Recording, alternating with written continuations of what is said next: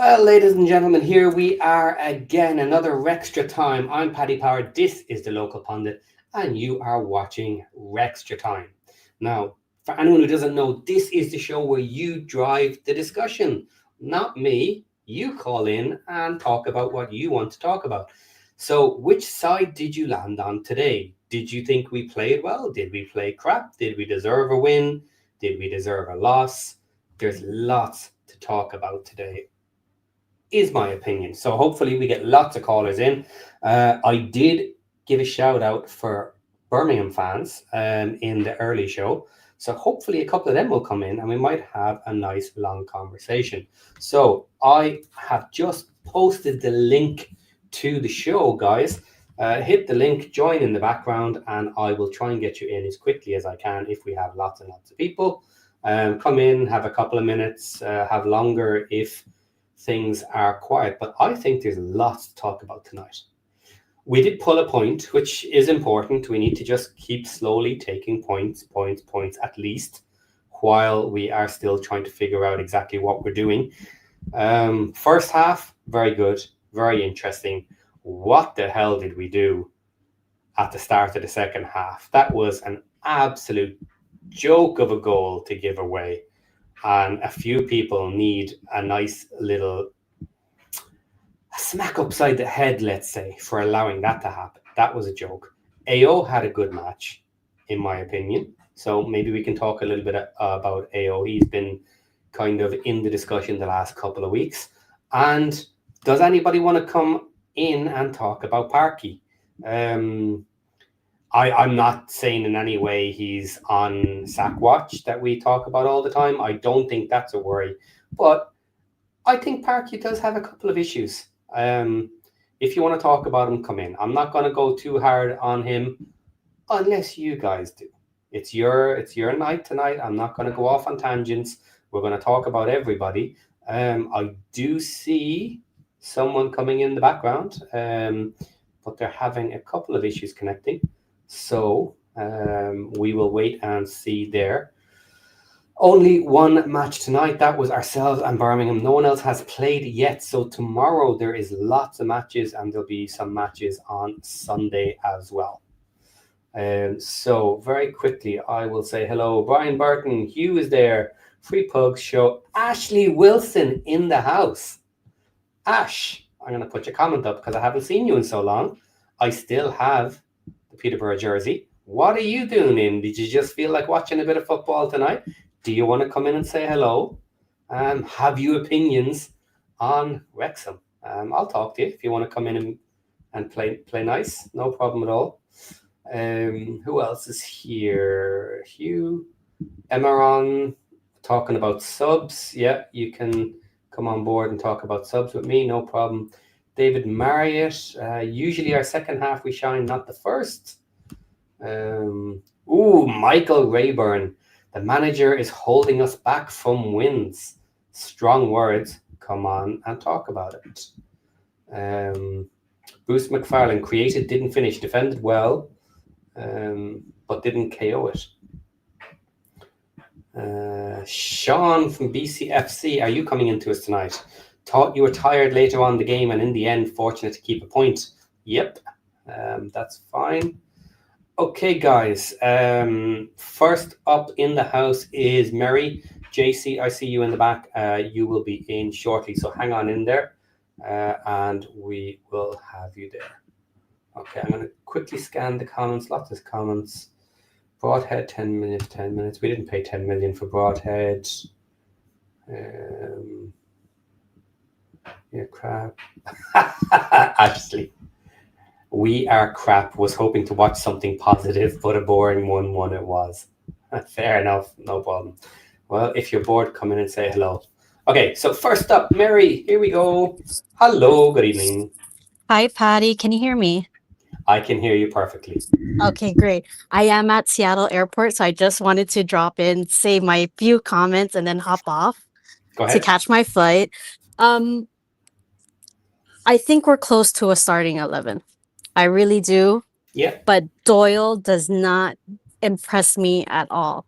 I know he's mentioned that he's not fit because he's missed the whole preseason. I totally get that. I get that Parky has to give him minutes. I just think that if we subbed in on Brunt at the half, we could have controlled that game a lot better. Matty James, I don't know. I think he was an okay sub at Leicester, the Leicester game, but Yeah. I don't know. I don't know what Parky sees in him because I didn't think that he would make our squad this season, but he has, so that surprised me. I know everybody wants Windass to sit and have Broadhead come in. I get that too. I don't know. I think Parky wants to keep this core as much as he can for the whole 90 minutes, only because I think it builds characters, or it builds character within this team. And I don't know. Those are my thoughts, but what do you think? Yeah, I kind of agree with most of that. Sean BCFC has an interesting option here that we haven't tried. He says he's surprised that we don't play Sheaf and O'Brien as two, with Broadhead and Windass as the forward two behind Moore. So in our box scenario, bring O'Brien back into the defensive duties instead of Dobson, because Dobson is doing well, but he's not great on attack. So I can understand that point. If you had O'Brien instead of Dobson, and if he did okay with the defense, his attack is much, much stronger. Yeah. And then that would allow Broadhead to play with Windass. That could be an interesting one. But he hasn't tried it yet. We still have the remaining of the season. Yeah. We do. Yeah. I'm wondering with Broadhead, has he future plans for all alternate formations and more advanced tactics for later in the season, and that's why he really wanted Broadhead? I hope so. Because he doesn't seem in a rush to figure out how to get Broadhead into the team. Are you surprised that Windass even played today, even though he had that, it looked like a sprained ankle? Yeah, so did you see the picture that was released? I did. Okay, that picture was from before the Leicester match. That was not the aftermath of the Leicester match. Wow. So that was an earlier injury that he had and recovered from, and then played at Leicester. However, he did get stamped on the ankle again. So he may or may not have had some soreness or injuries from that. That may have affected his play tonight. What I thought was very obvious was that Windass was not having a great game tonight. Yeah. He wasn't having a great match. So from that standpoint, I thought it gave the option to bring Broadhead in and see if he could change up the match, because Windass certainly wasn't doing it. But Windass also wasn't playing, so he played well in the Norwich game, but he was pretty absent for this game. And I'm going to throw it out there. I think he was kind of absent the last game also. He just wasn't running around as much, and he wasn't going in deep to pick up the ball as much. So maybe that's why I thought, okay, maybe he's just trying to stay close with O'Brien and Moore. But I think Sheaf and Dobson needed him in the middle a bit more. And I think he was a bit of a ghost in the last two games. But I don't know, it could be that injury too. It could be that he is suffering a little bit with injuries, and it certainly wouldn't be the first time that a player has tried to hide some soreness or potential injury that they just want to keep playing. Right. Especially when they're dominant in a position and have almost locked out their starting position. They don't want to show a bit of weakness and allow somebody else to have a chance. So it wouldn't be the first time, but yeah, I thought it was clear he wasn't having an amazing game tonight. So yeah. Okay. Well, the positives is that we're still collecting points. We haven't. We are, yeah. It does feel like a loss. Like tonight felt like a loss, and so did Derby. That Derby game, I thought we could have won. I'm happy with the point against Leicester. We'll have this break and then we'll come back with the cup game, and I forget who we're playing against. Is it Coventry or Middlesbrough? I can't recall. It might be Middlesbrough first. Yeah. But off the top of my head, I can't remember. So we're gonna come right back at it. I think we're close to a starting 11, and once we get that core, Parky will rotate. He will rotate. I think he's just trying to figure it out. Yeah, and everybody, like, we are very privileged and blessed to be at this point with all these new players, and they look like they're fighting hard to win these points. It's not like we're totally blown out, right, of the match. So I'll take the positives over the negatives. Yeah, I'm comfortable that we're getting better and we'll continue to get better as the season progresses. And we certainly will have some more firepower in January. Yeah. So, yeah, I'm comfortable with that. We will do okay with Parky this season. Maybe we won't finish as high as we would hope.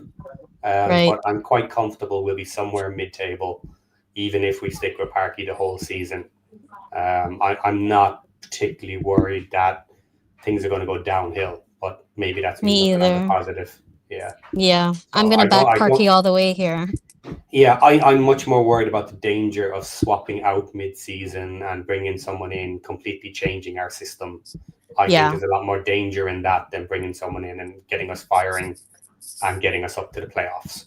Even if someone was to come in and increase us 5 or 6 positions and get us close to the playoffs, then at the same time, what have you gained? Maybe just a bit of cohesion with a new team, but your chances of getting playoff are tough if you swap. Yeah. So I don't think the risk is worth it, personally. Yeah. Okay, well, thanks, Patty. I gotta go catch my flight. Bye, everyone. No problem. Do pop back in when you have more time and we can have a longer chat. Yes, I will. Thanks for doing this again, Patty. You're welcome. Take care. Bye. Bye-bye. Okay, we're about to bring in JC, but we also have our big boy John Merrill came in. Hello. How's it going? Good. I'm going to bring in JC because he's been waiting. So we'll catch your comments shortly. JC, hello. Welcome. Oh, hello. Paddy. What was that? What was that indeed? So which part of that nonsense do you want to start with? I think the big one for me was Lewis O'Brien. I think as amazing as he is, you've got to finish those chances, and he's getting them game after game now. And so if he really is that bad at finishing, then what the heck is Parky going to do to make sure that it's someone else on the ball? It's getting silly now because they're game changers, and obviously if he'd have scored that, different result today potentially. Same with Leicester, and there'll be others too. It's frustrating because he does work his socks off, but I know when I've seen other people analyse his performances, they say that he's a little bit of a con man in the sense that he and so I've been really analysing him lately, where the sort of breakdown is that he runs around looking busy, but he does, in certain moments in the game, he does run out of position, which leaves the rest of the team in a funny situation because it draws them out. I don't think we saw too much of that today, but with all the praise he's getting, I think also there should be some frustration on him, and he's got to be frustrated by that. But in my opinion, that's what cost us the game tonight, as well as clearly the start of the second half and going into immediate hoofball. They did not want to play through Birmingham's middle. That was apparent. Looking for more to hold the ball down. To be honest, I think Birmingham's goal was a bit of a rarity in the way it all played out, bouncing off players, and then, great finish from them. Yeah, well, I have seen Lewis O'Brien get in on goal and do exactly the same thing. He didn't lift his head up. He didn't look at what was in front of him. he just kicked the ball straight, and both times it happened before, straight at the keeper. Like if you take just a they're almost toe pokes. Yeah, half a second glance, and you can see that this is an occasion for just lift the ball.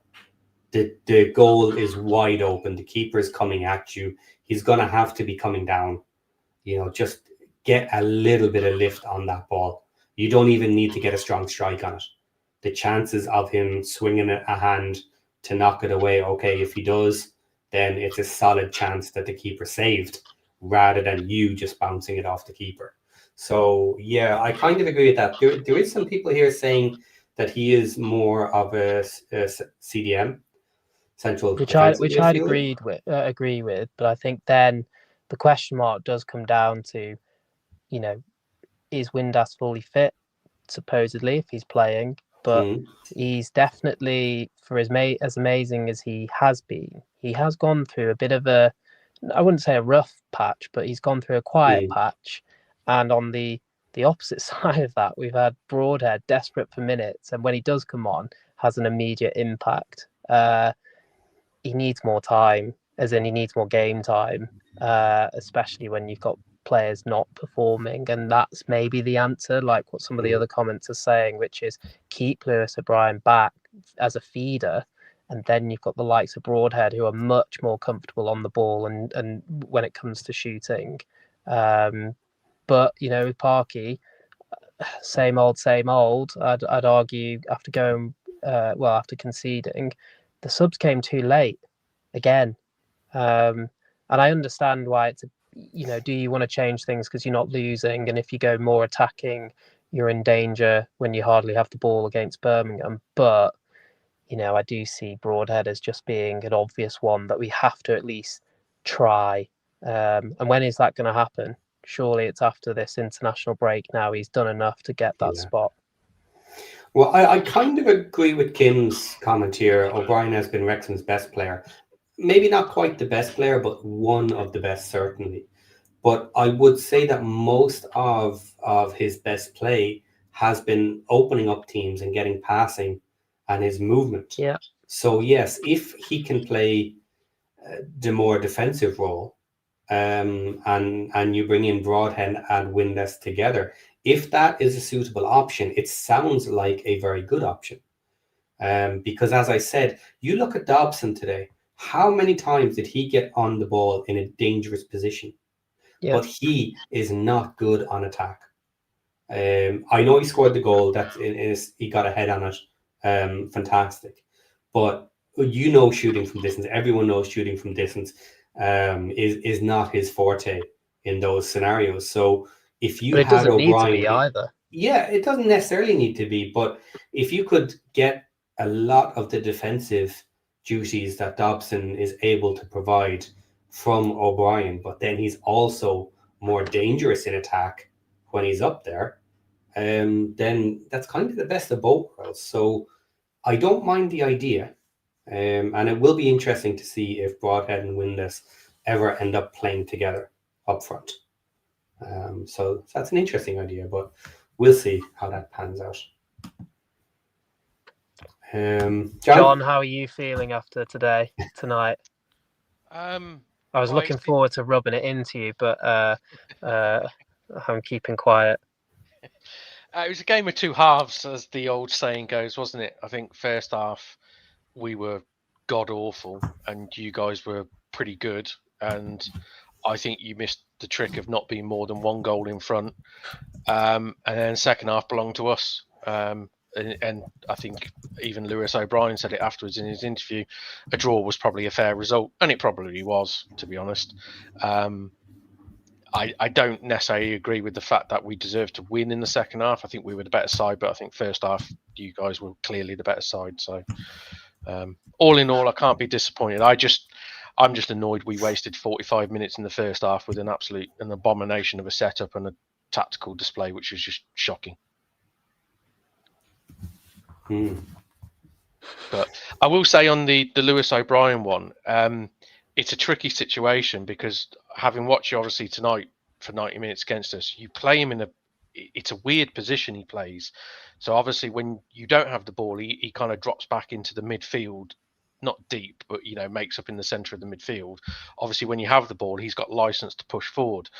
And I know a few people have sort of said about giving Broadhead a chance. Broadhead is not going to drop into the midfield. So it's a weird position he's playing, because I don't think I've ever seen him play that far forward. And yes, Yeah. he should score that chance. In his defence, he needs to take it on his right foot, which he's not right-footed. It's just not set right for him. So, But it's one of we're those. seeing that with O'Brien, which is he's repeatedly getting into positions where he's ended up having to kick with his wrong foot, and I would say that's a tactical problem. He shouldn't be forced in. For whatever reasons, subtle changes in the formation, nothing major, should try to alleviate that issue. Or alternatively, he doesn't need to be that far forwards in that position. I think this is the problem you've got, is obviously when you've got the ball, he's got that license and he's obviously told to push forward, which is essentially where you would want Broadhead to do that. The problem is when you don't have the ball, he's expected to drop back into that midfield and make up and do his midfield and defensive duties, which he does well. Of course, Broadhead wouldn't do that and is not capable of doing that because he's not a midfielder. So it's a trade-off of, I suppose it's what you gain from the midfield side of things, but also, I guess Parky thinks from an attacking side of things, he does give you a bit extra. It's a weird one, because I have to say, I've not seen him play in that sort of position where he pushes that far forward. Yeah, it's back to this argument of playing people where they're supposed to be. Kind of. Why are you asking defensive players to play more attacking and doing both roles if you can actually find a suitable setup where the defensive players play defensive minded and the attacking players play attacking minded, and they manage to pass the ball between themselves, then you maybe don't need that. So it's an interesting one. It is. There's a lot of people saying that Kiefer Moore needs to be dropped. Now he started really well. I don't think he was terrible today. The problem is, But we who do you don't replace have. him with? Yeah, that's exactly it. We don't have a set option that's easy to replace him with either. Yeah, I was going to say it's easy to say somebody should be dropped, but equally, who are you going to bring in? Yeah. I actually thought he had quite a good game today. He did a lot of dirty work, and considering we were really trying to lob it over the midfield, he had more with sort of 4 people on him, and I was amazed at how he was able to sort of control the ball. It's just his touch isn't, as in with his feet, isn't the best. We know that, but in terms of being able to bring down the ball from quite difficult positions, I think he did well tonight. Yeah, I think, and I think Wrexham, I was so impressed outside of the first 4 or 5 minutes where I thought, oh god, this is not looking good. I think they then got into the game. They had a really impressive first half, feeling on a real win, and then that goal by Birmingham just completely. It looked like the confidence had gone from Wrexham. It really sort of shook them up. But the thing that keeps going through my mind, is it a fitness issue after 2 previous difficult games so close to one another? Birmingham have made a whole load of player changes coming into this game. Were they fresher? Probably. And did they look fitter in the second half? Definitely. And maybe that's why Wrexham started to look more and more exposed. Yeah, I don't mind the idea. Hang on, there's a bit of feedback there. Let me try something. I don't mind that there is more coming off earlier and try and figure out what we have to do to manage that, and figure out what other options we have, because we do have other players there, and if the team needs to figure out how to work effectively with them, maybe occasionally Moore does need to come off a bit earlier, because he does a lot of work. He does a lot of tracking back. To me, he looked tired at the end of this match.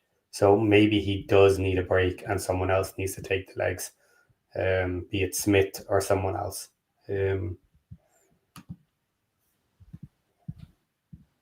Yeah, I have to say, I thought from our side of things is that from about, I think it was about 65 minutes, Moore and Windass tended to kind of fizzle out.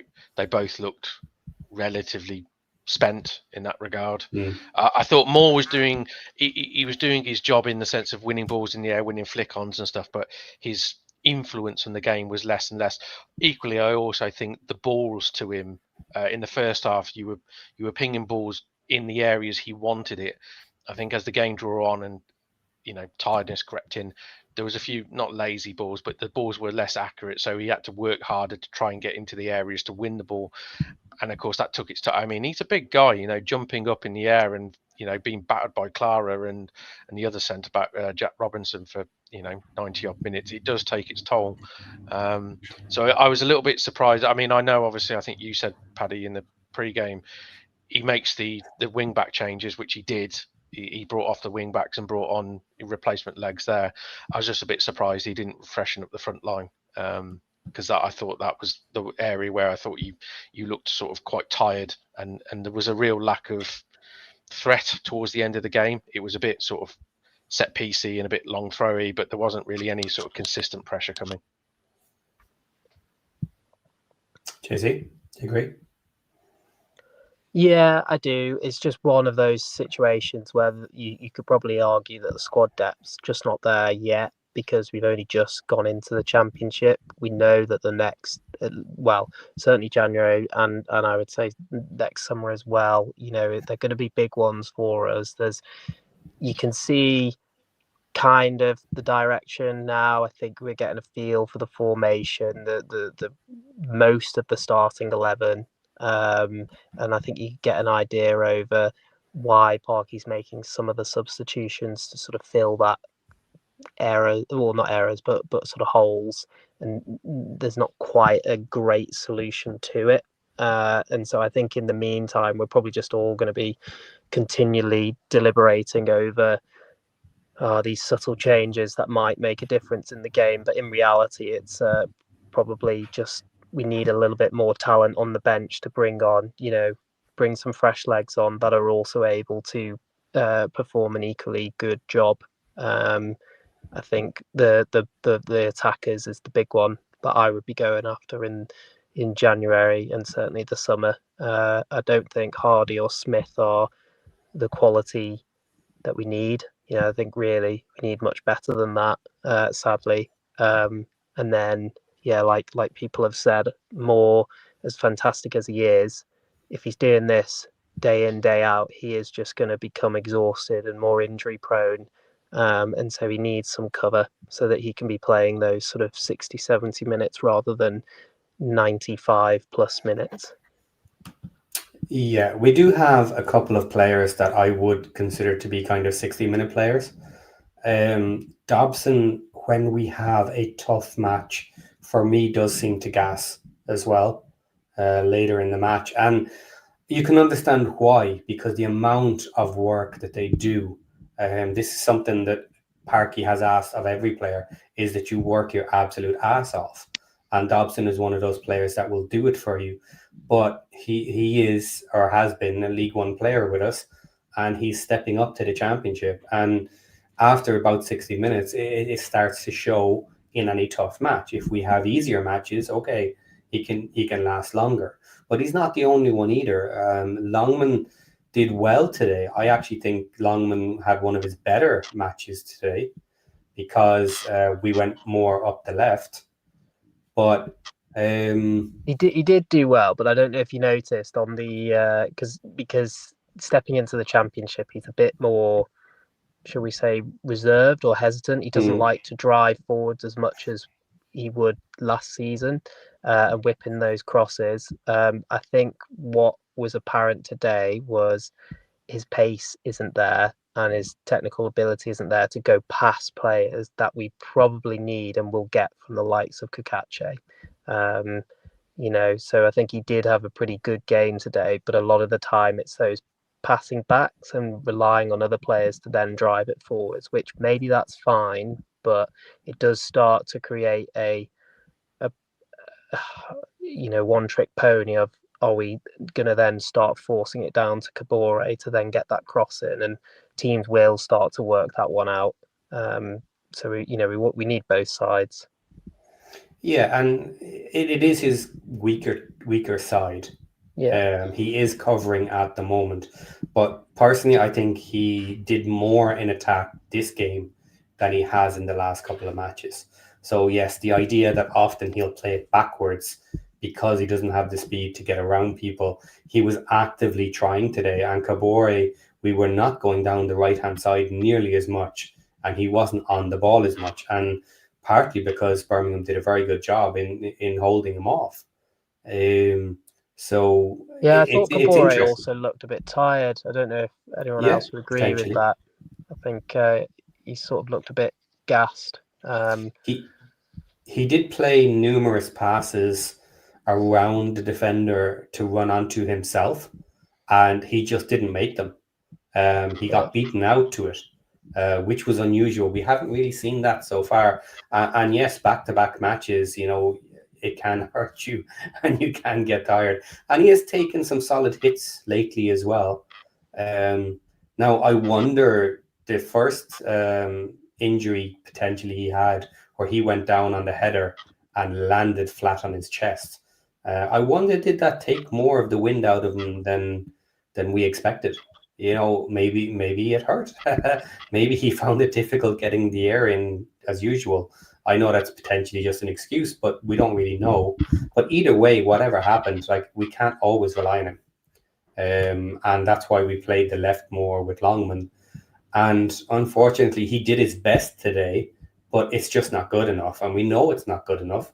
And if we're in this situation in January where Kakachi hasn't come back and taken his spot and said, I'm your number one, that's a spot we're going to be looking to upgrade in January, and Kakachi will become the number two. Yeah, I'd agree with that. Okay, guys, Habs has been waiting for a while, so I'm going to bring him in now, and we'll let him drive the convo and see if he has some stuff to add. Habs, how are you doing? Yeah, I'm all good. You all good? Yeah, not too bad. Do you want to start up a new convo, or have you got something you want to add? I'm more so on the positive side of things. I could say a lot of negative things, but let's look at the more positive things of this. We haven't even had 10 matches yet. We have 10 points. And we're 14th. We're slowly climbing. So there is something positive we can take away from this. Although we should have won this match. Like we really should have won this match. I agree. I'm going to play a little devil's advocate there. A lot of our matches, we could argue we should have won. And that's where I take the positive, is I see that we could have won, but we didn't, and expect to get stronger as the season progresses. So that's a positive there. And I don't mind losing matches early when we're in them and had a chance of winning it. That's fine. With regards to points, though, 10 points out of 9 is not very much above a 1 point per match average so far. And that's not great. That has you pretty much at the relegation zone come the end of the season. So I'm okay with the points, for the simple reason that, yes, there's positives to take out of almost every match, in that we probably had the potential of winning any/all of them. And I'm realistic to know you're not going to win any and every match just because you could have. So that's okay too. But we do need to kind of discuss the negative side of it too. But I'm not so pessimistic. And I'll put it out there now for anybody who wants to discuss this maybe later or at some other point. I'm not a Parky out either. I will complain about some of the stuff Parky does. I don't like the way he uses his substitutions. But I totally disagree with the idea of maybe making a move early in the season to a different manager, because I'm much more worried about the dangers of bringing in a new system, new style, new manager, and what that can do to us. And I kind of said it earlier, but I don't think the risk is worth the reward at this stage to say that, because the only reason potentially, like, you might want to bring in a manager, as I look at it, is two reasons. One is we're heading for relegation and you're really worried that the manager you have is going to get you relegated, which is the obvious one.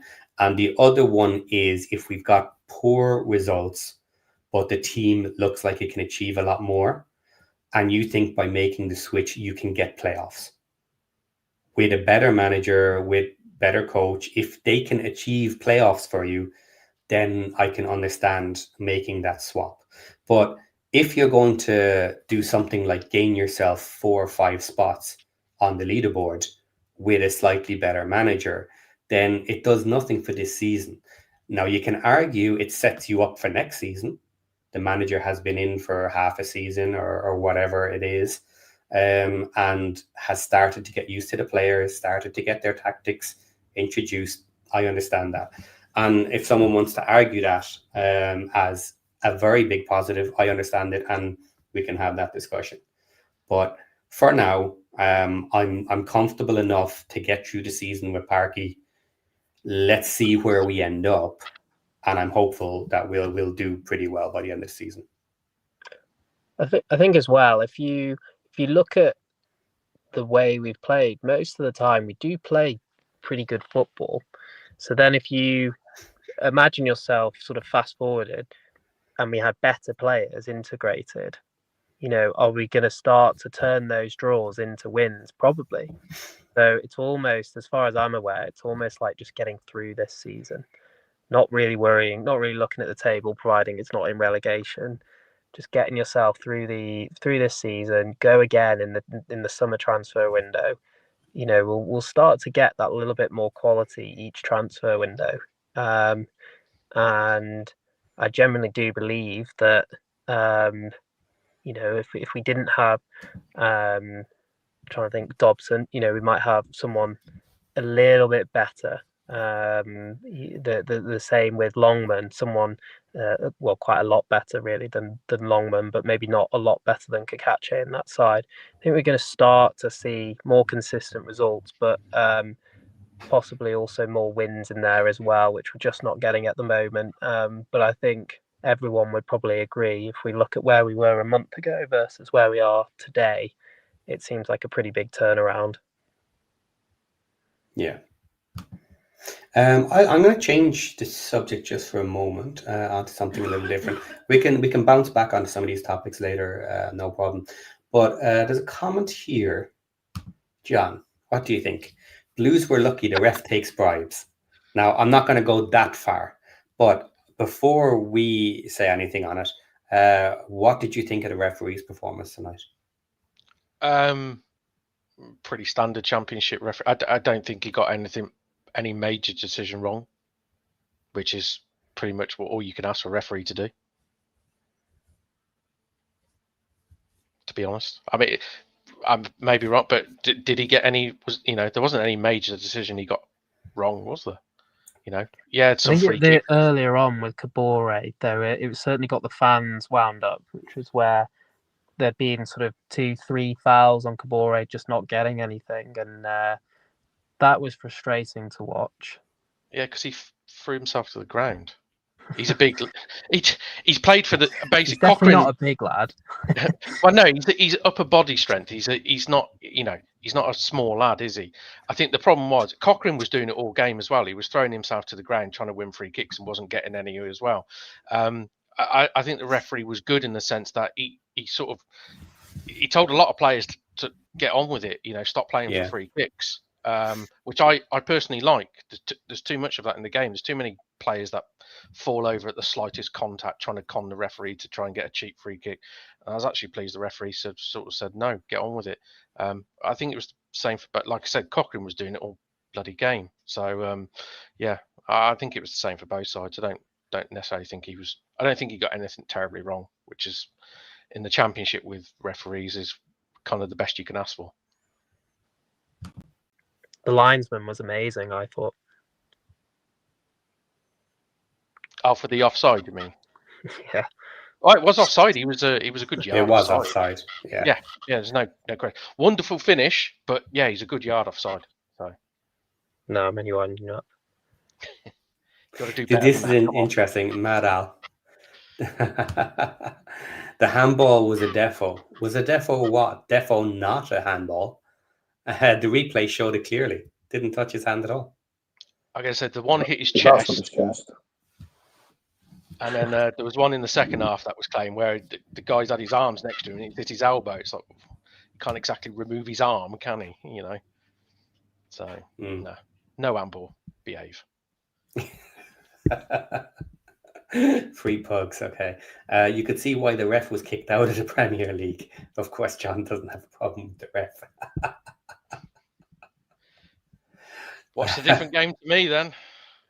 Yeah. No, look, I was during the match thinking like there's a lot of stuff that he didn't call on us for us, and then immediately called down the other end for you guys. But ultimately, there was nothing big and no disastrous calls that turned the game one way or another, which I suppose is obviously what you absolutely want to not have, is a referee taking the match in a direction that it shouldn't have gone.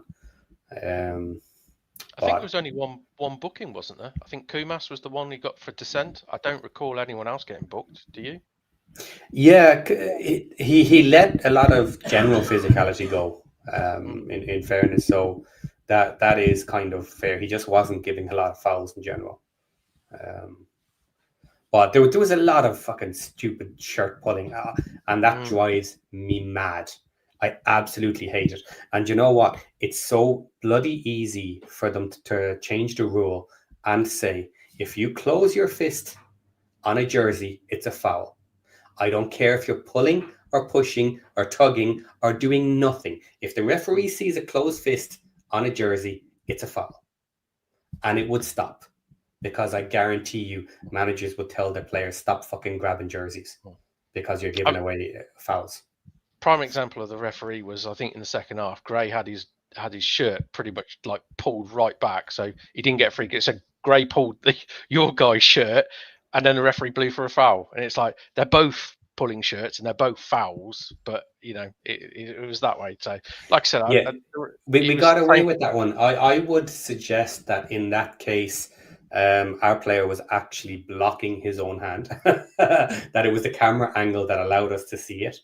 And the referee was in a bad position to see the first tug that we had on our side. And then kind of, as you turned, you could see the other way around. So he got caught on it. But yeah, I agree. In that case, there was both tugging. And it's just something that annoys the crap out of me. It really does. Because a reason why especially is because that crap happens in the corners a lot. Where they're just tugging and pulling on each other, and the referees have to stop a corner. They tell you to go kick the corner, and then they blow the whistle. Stop! I've seen somebody fucking about in the box, and they're tugging on each other. You know, it's just simply not allowed. Shouldn't be allowed. It's the intentional blocking that winds me up.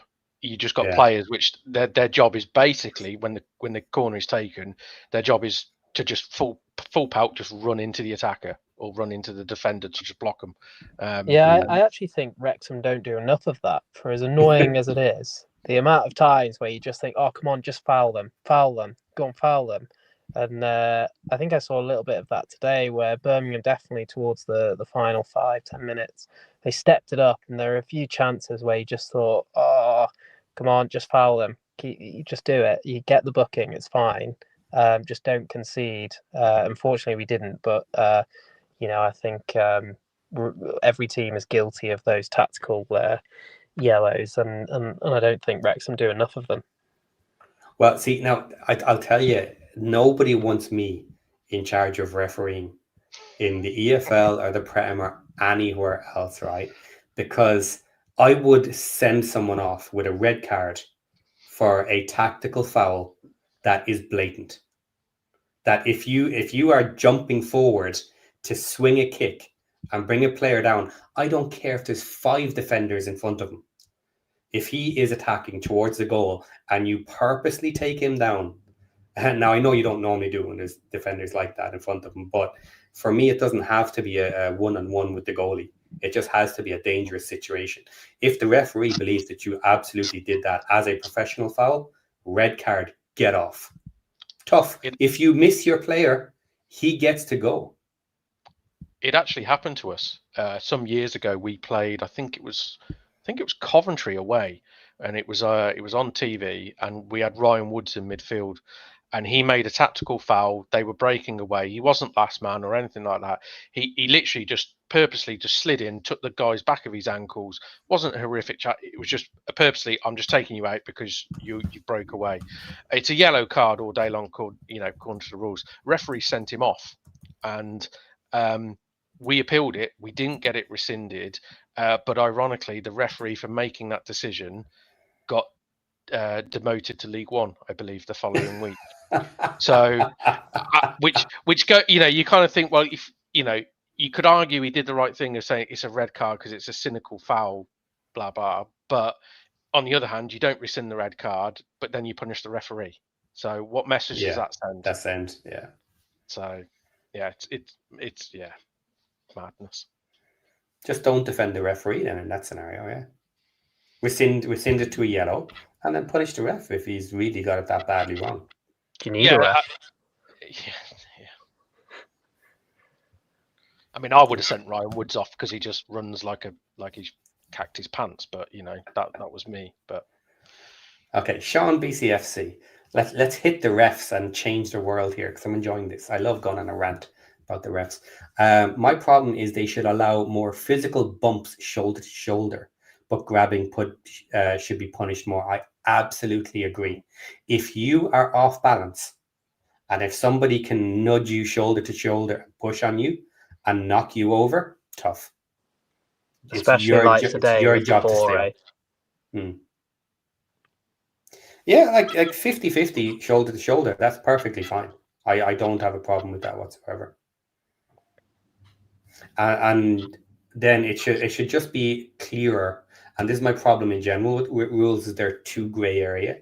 It should be very much clear whether you're allowed to basically just stop in your position because it's a better position for you to wait for a ball to arrive over your head or whatever. And if you're impeding somebody else tough, they're supposed to run around you. That should just be extremely clear what's allowed, what's not. Are you allowed stop or are you not? If you choose that it's better for you to stop where you are and slow the person behind you down because someone else can get to the ball, I don't have an issue with that personally. You should be able to go around the person in front of you. Now, I don't agree with hands out and stuff to stop them getting around you. That's using other body parts. But if you literally just stop and the player's right behind you and it slows them down, okay, I'm okay with that. But it just has to be clear what's acceptable and what's not in those type of scenarios for me. It's the double standards, isn't it? Because I mean, I'm old enough to remember, shoulder to shoulder was a good defensive move back in the day. And the thing that winds me up these days is when a defender is seeing the ball out for a goal kick, he will pretty much commit obstruction, and he will shove the attacker out the way, which anywhere else on the pitch, they won't allow. That's a free kick. Yeah, it's a free kick. But because it's right down there, and it's like and it's the inconsistency. Yeah. Yep. Agreed. Okay. So let's not stay on the refs and the rules too much because we're not in charge of those. But yes. So new topic, guys. Your show. Pick something. What about AO? AO. Let's do AO. Okay. Let's do both keepers. So let's actually give it to John for a moment. What did you think of your keeper? He did all right. He's well known as being a good shot stopper, which he did all game. He didn't make any mistakes. He's not particularly great at kicking, which I think everyone kind of inside of Birmingham knows. I think the good thing from our side of things is you guys didn't press or didn't put him under pressure. So at no point in that game was he ever under pressure to miskick anything. So while I think he did really well, I think his weaknesses weren't exposed. So I reserve judgment. But on tonight's performance, he did his job. Okay. Now, before we hit AO there, sorry, Matt has actually come up with an interesting question that I don't know the answer to. So here we go, talking about keepers. So Brum had a free kick first half and Wrexham players lined up on the 6-yard line.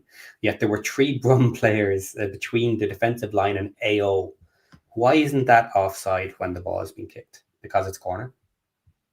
Oh, it's a free kick. Okay. So you would be in front of the ball for free kick. Anyone know? I think I know. They tried to run back on side, obviously. Yeah. But so they got back on side is the simple answer, as it was being kicked. Yeah, I believe so. But I'm going to say, wasn't it one of these? Wasn't it the one where we had like 3 players offside or something, or in an offside position?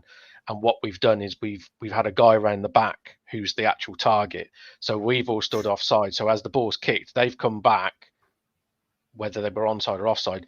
But actually, the ball's gone to the back post of the guy at the back who wasn't offside. Therefore, they're not interfering with play, so it's not offside. So you just have to stay out of the way, basically. Yeah, as long as they don't. They're never a target. Yeah. Yeah, as long as they don't make an action towards the ball, I believe they're not interfering with play according to the rules. Therefore, they can't be given offside. Is my basic understanding of the rule. Okay, fair enough. Right, so back on AO then. I thought he had a very decent game. He stretched. He did what he did. He's a shot stopper. And he got onto some of the very dangerous shots.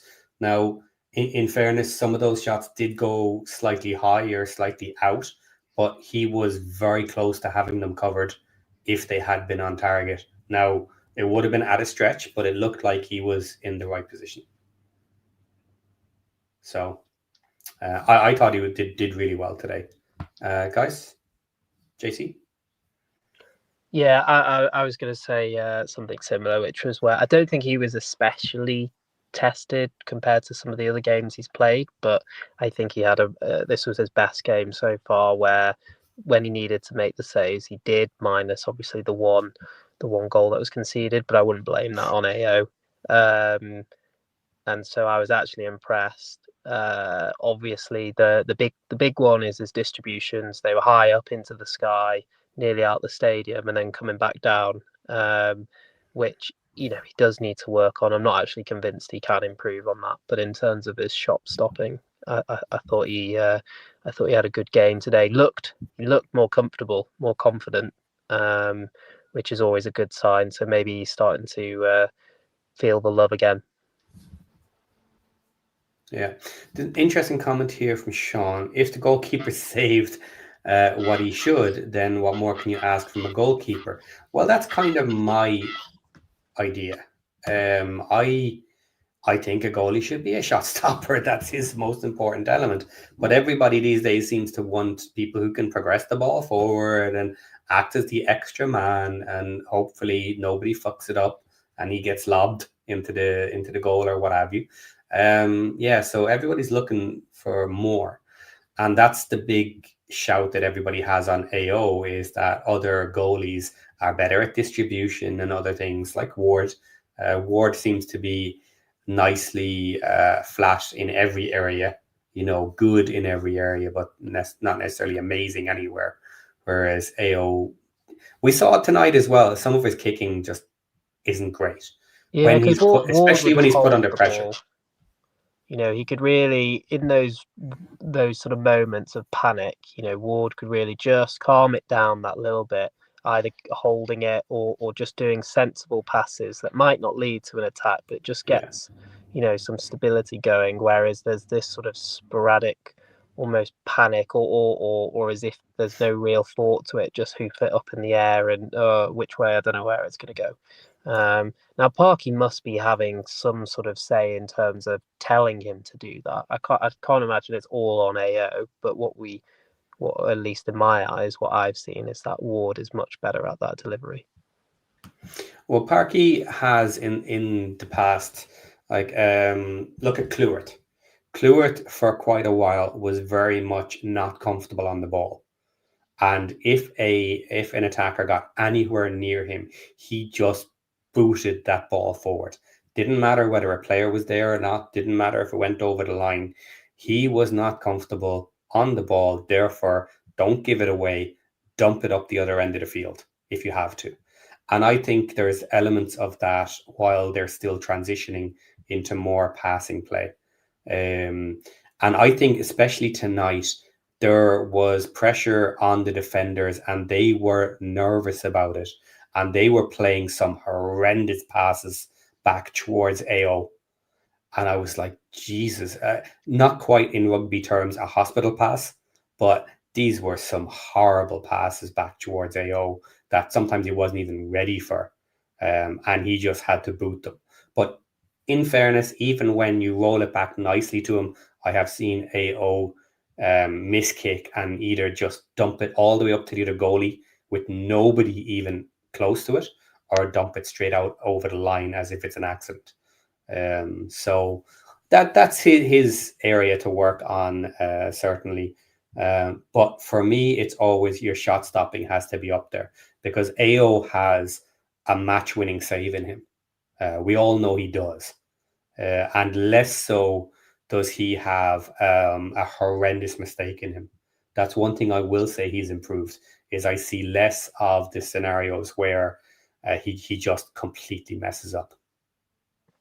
Yeah, oh, go on, John. Go on, Habs. Sorry, John, 1 second. Habs, do you want to join in here on AO? What do you think? Yeah, I was actually going to say most of the game he was perfectly fine in terms of what he was doing, other than that goal, but that was more closer to like a lapse in our defence, and that was just that seems to be a common theme that we seem to be having, this lapse of defence in that moment, and then all of a sudden we end up conceding that goal. But overall, he's getting back into league form. He is now, in terms of the way he's been stopping the goals, and he's able to do it. And he has improved in terms of being able to pass the ball around and build up from the back, but he still has that. He is slowing down the game. He's learning how to slow down the game a lot more. It's not his forte, but it's something he's going to learn over this season, just to slow down the game, pass the ball. He's had some good passes, and he's able to pass out the back as well, in which is something he's improved on, because I've noticed he isn't just launching the ball from. I mean, he is, but he's also controlling it through passing the ball back. Once, let's say, there was this pass that I think either Doyle or Longman passed back to him, passed to Cleworth, and then we passed it through to, I think, Kabore or Sheaf. I can't remember exactly which part it was, but we were getting the ball forward without having to do the constant launching and hoping for the best for whether Keith or Moore can actually hit the ball with his head. But yeah, one thing that I've noticed about this season is that when AO passes the ball out, the other players are actively passing the ball around and playing forward. This was not the case last season.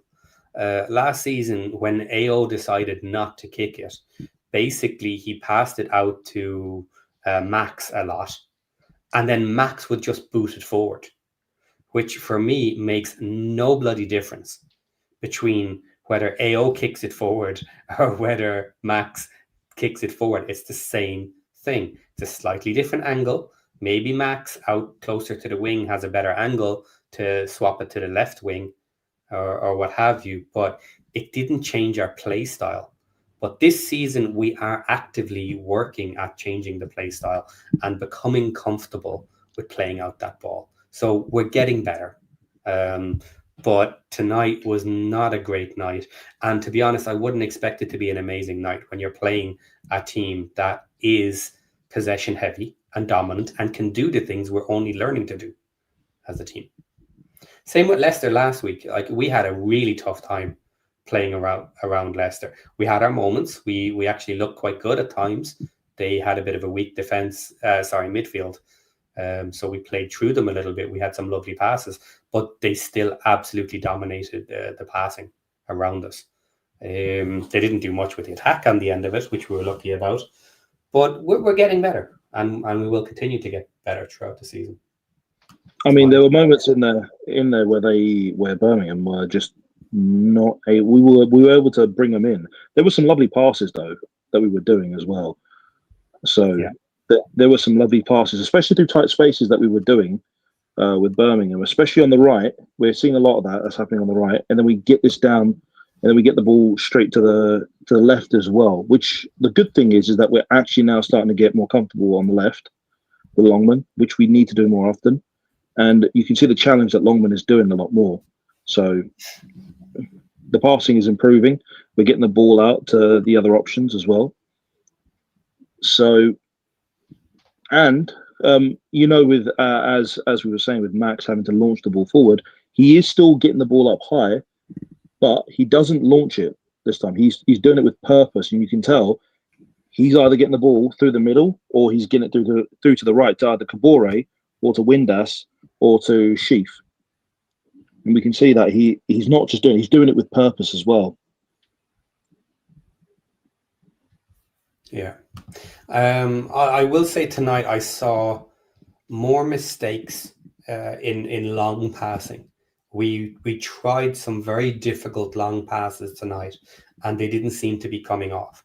Now, I don't mind that so much, again, because we are actively trying to bring this into our game, and we're not going to be perfect at it at this stage. But there was definitely some poor long passes that looked good in theory and would have been lovely had they gotten through.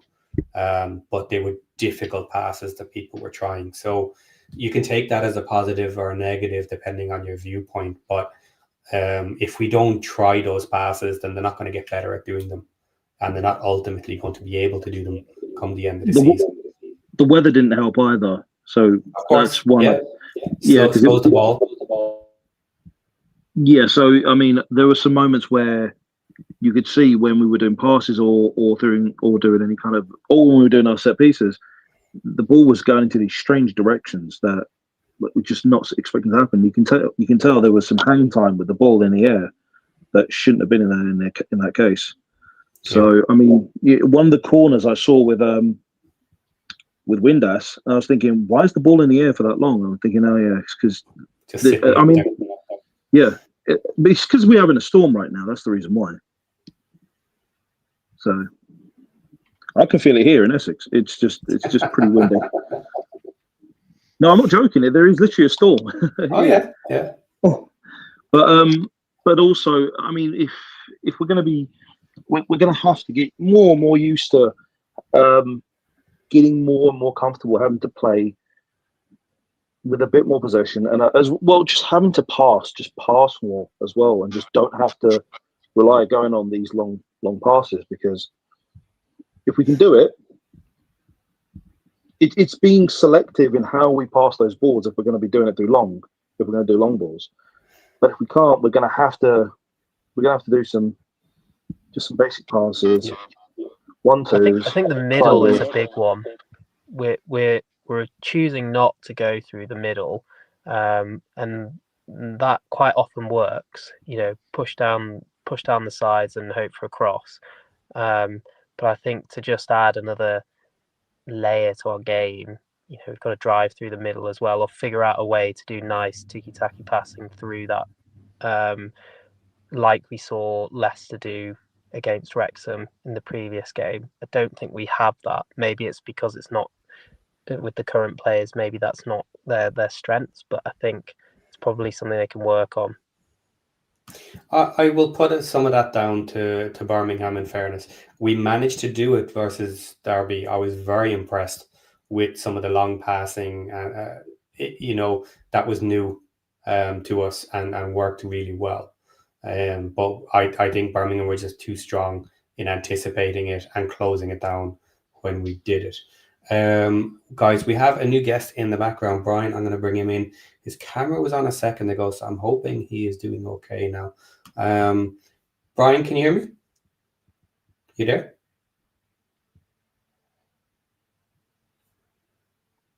be silent. No. Okay. Yeah, his camera was on a second ago, so maybe he had to jump out or something. He was waiting for a second. So Brian, when you pop back on your camera and you're back, I'll bring you back in again. Sorry about that, buddy. Yeah. So, oh, hang on. Here he is. Brian, can you hear us? Yes, can you hear me? Yes, good man. Welcome. Do you want to join us on our conversation of our passing skills? Or do you Well, want to I think start something else? the passing skills goes back to my main point,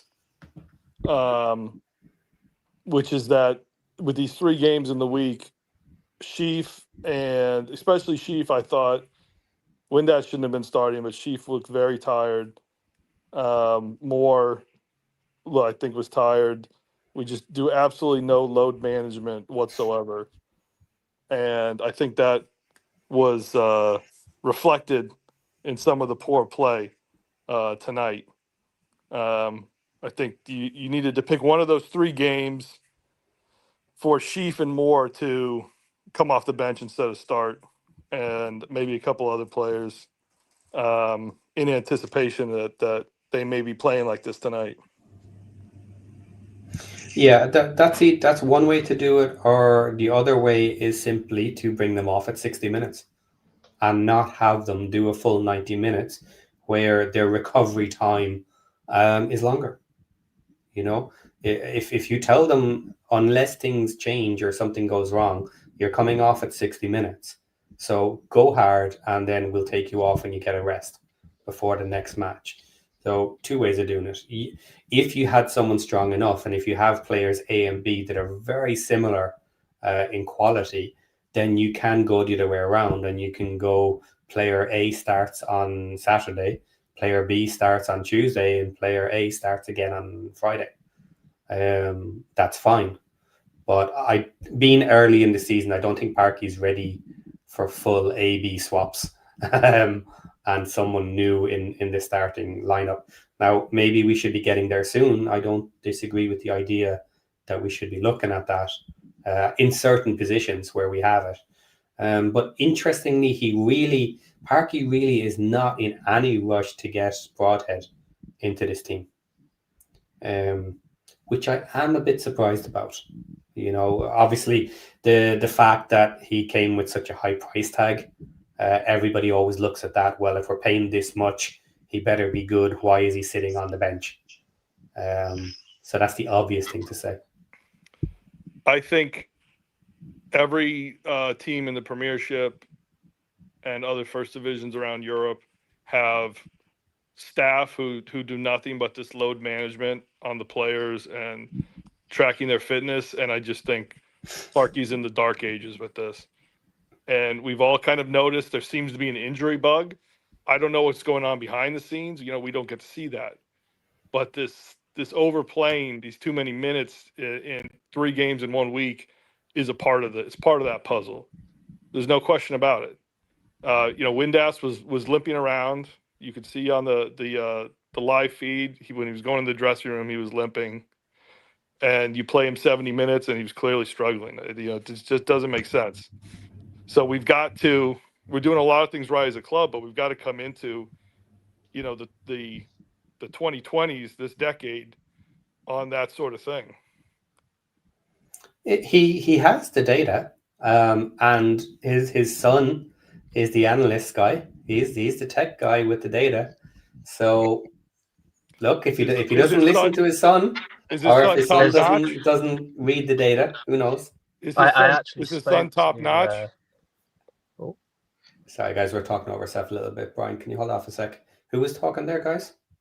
Sorry, that was me. But I was just going to say that after the Leicester game, I got pulled aside by someone because I had my Wrexham top on, and it turned out that he was the father of one of the technical analysts for Wrexham. So I had a good long chat with him. He said that there were 3 of them that do their job, and so we spoke quite a bit about you know how they approach a game upcoming, and then what they do after that as well. So it was really interesting to hear that, and how they do play a real role in terms of speaking to the players as well, one-to-one, in that. So, but whilst he was explaining all of that, I was still thinking, God, that's nothing compared to probably what a lot of Championship teams are doing, let alone Premiership. Where it's not 3 people, it's a whole load more than that. But nevertheless, it was still quite impressive. Well, I don't blame Windass because he wants to play. So if they come and ask him, do you feel fit? You want to play? Of course he's going to say yes. But that's where you need a professional to make that determination. He didn't look fit to me, Windass, for the whole game. Yeah. And he didn't look fit in the previous games either. Yeah, and look, we don't know what happens behind the scenes, but maybe in those scenarios, like you don't ask players how they feel. And if somebody has either had an injury or had a potential injury by getting stamped on during the match, during the week when you're doing training, right, after training, you're going to the physio. And the physio is going to run you through tests. Okay, you've just been out on the field doing some light exercising because we got a match in 2 days. Physio is going to test you and just check your ankle and check a few other things. Can you get through these with no injury, no pain, and no problem, full motion? And if you don't pass all of them, then okay, you're not playing. Can I play devil's advocate here? Go on. Yeah. Davis is the same. Stansfield, he's not fit. He didn't look fit tonight. He wasn't fit on Tuesday. He got took off with an ankle. He's been playing with strapping on his ankle for weeks now, apparently. But because he is so important, he's patched up and he plays. I guess Windass is similar sort of player for you guys, according to Parky. So managers have their favourites, don't they? And managers have those players which they see as key to the system and how they play. So if they can manage them through 80, 70 minutes, they will do it because they see the benefit of having them on the pitch, albeit they might be at 70, 80%. Right or wrong, that's football. It's what managers do. I don't know if any of you caught the podcast, Ben Tozer and Ben Foster podcast with Andy Cannon that just dropped today or the day before. But they talked about how you can't replicate the adrenaline you get during a game in training. You can try, but it's just you absolutely can't replicate it in training. And you feel things, pain and other things differently during a game than you do in training. So that's another thing that might make it difficult for the physios to evaluate, during the week. I'm going to ask you to dig deeper on that because I'm not totally sure on your point on it. So is your point that it doesn't matter if they have some niggles during the week because they'll be fine during the match with the adrenaline, or what exactly is your point? The adrenaline early in the game may make Josh or others feel like they're fit, but they could be doing more damage to themselves all the while. And then you feel it after the game. Yeah, I kind of agree with that. And I understand John's point. And I get the logic of it. And I would even say that the logic is there, that there are certain players that you do kind of want in your team. But I do think certain managers will overdo it and will put their players at risk by allowing them to do it. And maybe they'll make themselves feel better by going to talk to the player and saying, oh, how are you feeling? How's that leg? And then the player, of course, says, oh, I'm perfect, boss. Everything is good. No issues whatsoever. And then the manager says, perfect, great. I needed you today. Good man. And puts them out on the pitch. To me, that's not right. That's not being a great manager. A lot of players do that, though. Of course they do. They will say that because they just want to get the game time in. They don't want to avoid They want to avoid being put on the bench or not be used for the particular matches because there could be there are some players that just go in even with serious injuries and they will just play through those injuries, but they end up doing more damage over that time. So That's why someone needs to be there to just basically just say, no, just you can't play. You just cannot play because, or we need to take you, or we need to manage your time on here and then just swap you out earlier. And I think we do need to do something about having to get someone on around the 60th or 65, or get that mental image in their head saying, right, we're going to swap you out at this point. Yeah. I do think the international break in this particular game probably played a factor in that. Yeah. I think had you guys and we, if both of us had a game, say Tuesday night coming up, I don't think there's a world that Stansfield and Windass probably start that game. I think they're both probably rested because of the injury, because they'll want them for some part of Tuesday. They might have come off the bench to play 15, 20 minutes. I don't think either are risk from the start if, unless there's an international break, because they've got 2 weeks now to recover. So I think you're right, John, but I think that's almost more damning for Parky. Like I 100% believe that's what he was thinking. He's like, we have a break coming, so I can just push these guys to the absolute red line, and it'll be okay because now they have a 2-week break after that. But it led to suboptimal performance and not getting maximum point value out of the match. So I mean, I think that should be his number one consideration. And it doesn't necessarily. But I think that seem will to be. show that Parky probably doesn't have as much trust in the other players if he's willing to go to that extent. The only other issue with that is that Kiefer Moore is also having to play international as well, so he's got to go play for Wales. Is Kabore going to go play in Burkina Faso? More than likely, yeah. So they're not getting rest anyway. And that's only going to add up the fatigue that's going to build up on that. So, I mean, the thing is that Moore is what, 32, 33, and Kabore is what? Yeah, I mean, Kabore is what, 24. So Kabore is going to be able to play through that. He's not going to have as much issue with it because he's much younger. But for Moore, it's going to take him longer to recover from this because he's going to be playing within those 2 weeks. He's got the camp as well. He has to train through. So he's going to have these two things. So he's just building up that fatigue issues over time. Yeah, it'd be interesting to see if Moore does play in the England game because that's a friendly.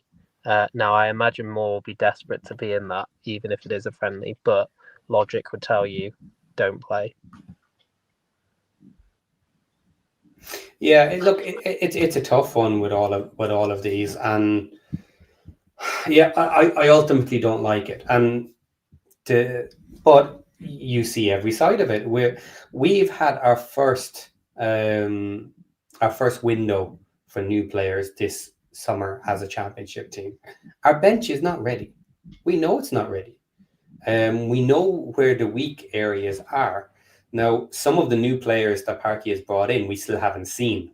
So that's a little surprising, unless they are just pure depth for injury cover, which I hope they're not, because in some respect, I would say that was a weak transfer if they're bringing in someone strictly for injury cover and just surviving. I would hope we did better than that. So I'm waiting on a couple of these to do well. But we know with Kikache out, he was brought in to be better than Longman on the left. Longman is covering. So a Dabo. Now, Dabo is doing great, but I still think he looks like he's absolutely gassed after 60 minutes in a lot of the matches. And he's only building up his physicality for the whole match. Maybe he'll get there to be able to do a full 90. But there are multiple players. Kiefer Moore's 33. So in a tough match, there's multiple players that are going to be absolutely gassed. And we can't replace everybody. So yes, there's probably scenarios here where Parky is not comfortable with changing people at 60 minutes because he just doesn't trust them to do 30 minutes and hold the line. And that's without needing to win one. But how is he not comfortable with Broadhead? Well, I mean, not only did he break the record, but they he negotiated. We upped our offer a couple of times for him. He desperately wanted him. How can you not be comfortable? And Thomason was handpicked. Yes. I assume because Parky saw things in him that maybe other clubs didn't. So I mean, I don't know what it takes to make Parky trust you. Yeah. Parky's known for having slow integration. He's done this with loads of players. He slowly integrates players from either the reserves or the bench into the squad. And I mean, I believe Thomason would have been playing this match if Thomason didn't have his thigh injury. So when we purchased him over the summer, he had this thigh injury that came up. I think he had some tear in his thigh, but if that didn't have happened, we would have had him in the squad by this point. Well, actually, probably near the beginning of the season anyway. So, and for who else? I can't remember now. The name's gone out of my head. Oh God, there's another person. Well, our other choices on the bench were pretty much Barney, who came in but much too late. I'm not sure who else was there. Sam Smith did not get a look, or our other striker. I'm wondering about Smith actually, because he is coming on later and later. He's coming on late terms, and I don't know if it's actually just managing the fact that he had surgery. He had benign tumors in both of his calves. So I'm just wondering, are we starting him late because he didn't have a summer. He didn't really have a summer because he sort of did, but he has played games. He's played in cup games as well, like the Carabao Cup, and I don't know if anyone here watched it, but as far as I'm aware, he really under-delivered. Maybe because he's not 100% fit, but I suspect he is now. I just don't think he has the quality, which is probably why he's not getting as much game time. And I'd possibly argue the same with Hardy as well. You know, he's disappeared. He's been given chances, but he's not really done much with them. I think that's what we're seeing. Parky's being quite ruthless, really, in terms of who he's letting into the squad and who he isn't. And he clearly trusts certain players over others, and he doesn't want to change that until he can probably go again in the next transfer window.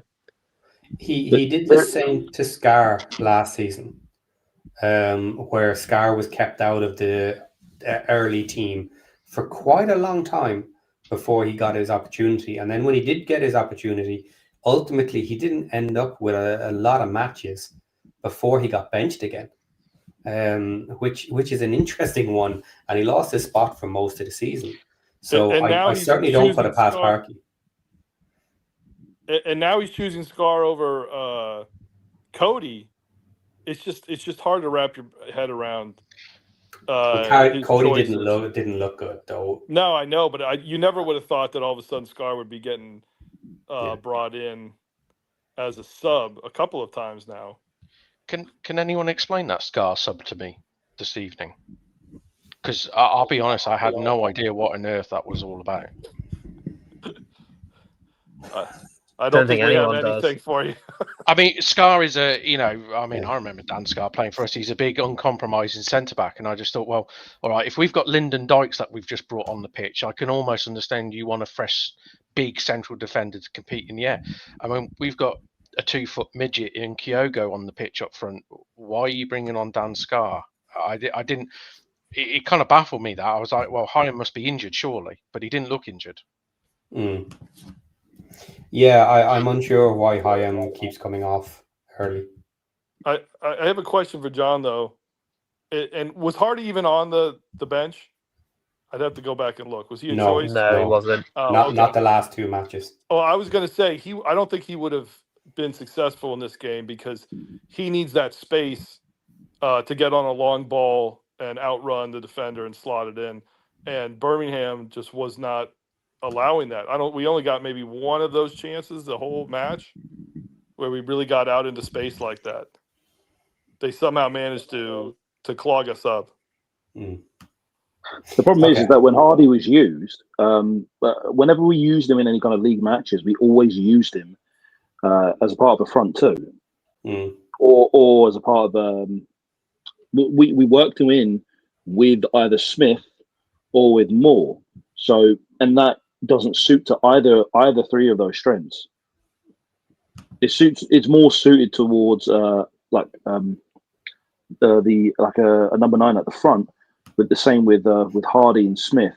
But it was just odd. And then our formations changed again to meet the demands that, I don't know, maybe to match up to what Parky has been trying to ideally use, but or to meet particular conditions or expectations or something. I don't know, but we were mixing and matching the certain formations that we were using for certain things, and then hardly hasn't been used. It could also be that he's probably injured as well, for all we know.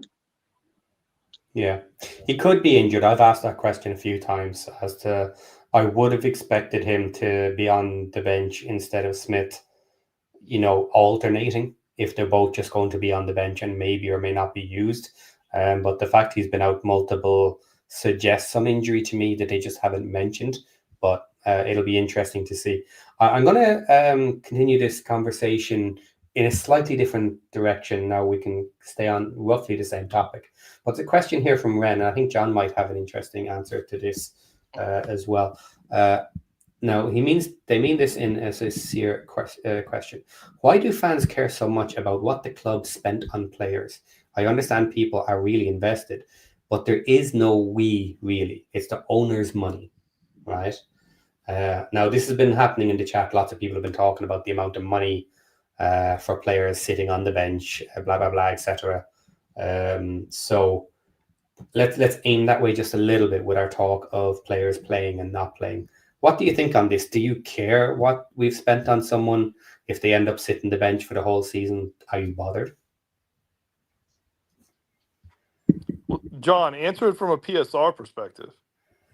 No, let's stay off PSO. We've no PSO issues.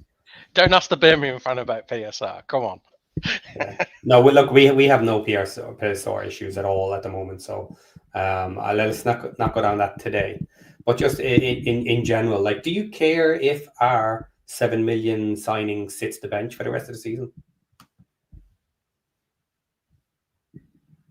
Sorry, were you muted there? Or? Well, it's the owner's money, but they only have so much. You presume if you spend between 7 and 10 million on Broadhead, that's 7 and 10 million you can't spend on somebody else. If they're working in a budget. So, we certainly want to at least know that the manager is giving them an opportunity. It's not, apples to oranges or apples to apples with some other business situations, but I think that's part of it at least. I think everyone's invested, aren't they? Essentially, that's what it comes down. Everyone wants to know they're getting value for money. That's what it really boils down to. Is if you sign a player for 5 million quid, for example, if that's a big money signing for a club, then you kind of expect, okay, well, he's going to be one of our main players. He's going to play every week. If you are signing big money and you're essentially sitting them on the bench and you've paid, so I don't know, say 300 grand for a player and they're playing every week and you're £5 million strikers on the bench, I suppose people start to ask questions. Okay, well, did we waste £5 million because you're not actually utilising the money you've spent there? It's great saying, oh, we've got great quality on the bench, but I suppose as football fans, everyone's looking to, analyse everyone's own team, aren't they? So you're always looking at your bench, you're looking at your transfers, and everyone's sort of saying, are you getting bang for buck? Have you spent well? Are you getting value for money? Ultimately, that's what, it's deemed. Players are deemed on success, whether, compared to what they do on the pitch, compared to their price tag. People label it against Jay Stansfield every day of the week. So that's what it boils down to, really. It's also used as a talking point to make sure they can hurt your feelings as well. It is true. It's true. They will say it. They say to us all the time, Wrexham have spent 33 million, and they'll make sure they say this talking point over and over and over as if we've just done something amazing. Like, no, we had to do this. We had to have a massive a squad turnover. Like we don't have our League One squad just didn't have the capacity to be able to compete in at this level. But they'll make it out as some kind of insult to you. It's like, oh, you spent 33 million, you couldn't do anything about it. What a waste of money. Waste of money, they'll keep saying. It's context, isn't it? Because, like you said, you guys had to, you had to essentially buy a new squad, you had to buy a championship squad, and you were starting with a League One squad. So you needed a lot of. That's where the 33. Obviously, if you go and spend another 33 million, say next summer, and then this time of the season you're sat 15th or whatever it is, then it will be used probably rightly as a bit of a stick to say, well, hold on, you spent 66 million in 2 summer windows and you're sat mid-table championship. That's not right. I think it's a bit of clickbait at the moment, isn't it? That you spent 33 million, and it's like, yeah, but it's like us last season. Everyone threw it at us last season, where you spent all this money. It's like, yeah, but we had 18 players leave the club. We had to buy in another 18 players. 18 players don't come cheap, especially if you want to progress. So, yeah. And the thing is, people use it against us all the time, as if we've had this kind of. There's this perception of Wrexham that we have overwhelmingly spent more than the other leagues. Now, that would be the case in League One and League Two, and we have spent more than most other. We've spent more than most other teams, but by the time we got to League, the only other team that would have compared to us in terms of spending was Stockport. And by the time we got to League One, we weren't the biggest spenders in the league. We weren't even the 4th biggest spenders in the league. So, I mean, it's highly context dependent for that. But when you get to the point where there's like, you spent 33 million, but most didn't know about the fact that we had to have a complete changeover from this. I mean, we spent more than Barcelona. We spent more than Barcelona did this season. That's how crazy it sounds to most people. And I've seen people post that as well. There's context, though, right? Yeah. People don't care about context. Well, it's not that people don't care about the context. It's you don't have time to understand the context for every other team. You only focus on your own team, and you know the context on most issues for your own team, but you don't have the time to understand it for other teams in most cases. But it's also to insult you as well. So they're trying to just they're trying to hit you in a sore spot. They're trying to hit a nerve. That's what they're trying to do. I mean, every game last season it was labelled us about Stansfield. Hence why we've got the chant of 20 million down the drain. Jay Stansfield scores again. He is quite football. Bad though, isn't he, John? Oh, he's terrible. Absolutely terrible. If I could quickly combine this question and the previous question, I think I'm coming to the conclusion that in January transfer window, we need to look to bring in another striker, because the situation is not terrific. I don't think Moore can make it through the full season intact, and Smith and Hardy are real question marks at this point. Lyndon Dykes, I £5 million agree. You can keep him, mate. You can keep him. Damn. I think there is a possibility that Hardy is going to be overlooked very quickly. Maybe that'll be January. Certainly, I would almost expect it by next summer, because there was a discussion. I think it was Sean Harvey, pretty much. I'm pretty sure, where he was doing an interview talking about the transfers that we've had during the summer. And when he was talking about Hardy, he was saying we brought Hardy in early and had plans for him being part of the strike team. And then later he was saying that, and then other players became available late and we bought them in. And it very much sounded like they almost had to just bite the bullet and say to themselves, okay, we bought him, but if we buy this new player, he probably won't play much. Can we just eat the loss? And I think they did say that. Yeah, and I would argue, I genuinely think that Hardy's done. I think they've tried it. It's not worked. He didn't cost much. I don't think they care. I don't think they've tried it and it's done. I almost think that when he got the players he wanted, Parky said to himself, I'm changing the formation. And Hardy doesn't really suit it. And Well, he didn't cost us much, and he's going to be back up. I would say at least twice that I can think of in Southampton and one other game, he got on a ball that was exactly like the Plymouth fans said that he would get on, and put himself right in that position, but then didn't finish either time. If he put those away, I mean, that's exactly the player that the Plymouth fans told us that, he was capable of, 10, 12 goals a season. So I think if we were forced to play him, he would get some goals, but maybe his utility is limited. Because I think the thing you have to bear in mind is that he's not in the squad, so Parky doesn't trust him. And Parky doesn't really change or rotate players that much either. So can't see that happening anytime soon. And before we know it, we will be in January. We know that area, I'm not pointing my finger at Hardy, but we know that area is a one to probably look at, which will just further push him down the list. Where does he go? I just can't see it happening. January will be a very interesting window for us because it's not a window where you can always just go out and find what you're looking for. So we will know the weak areas that we have in our team by January. And I think it has to be very much, okay, here's the shopping list, what's available. And if someone is available who is exactly the level we need at a reasonable price, we'll buy them. But otherwise, there's not much we can do about it. We'll have to just wait till the summer.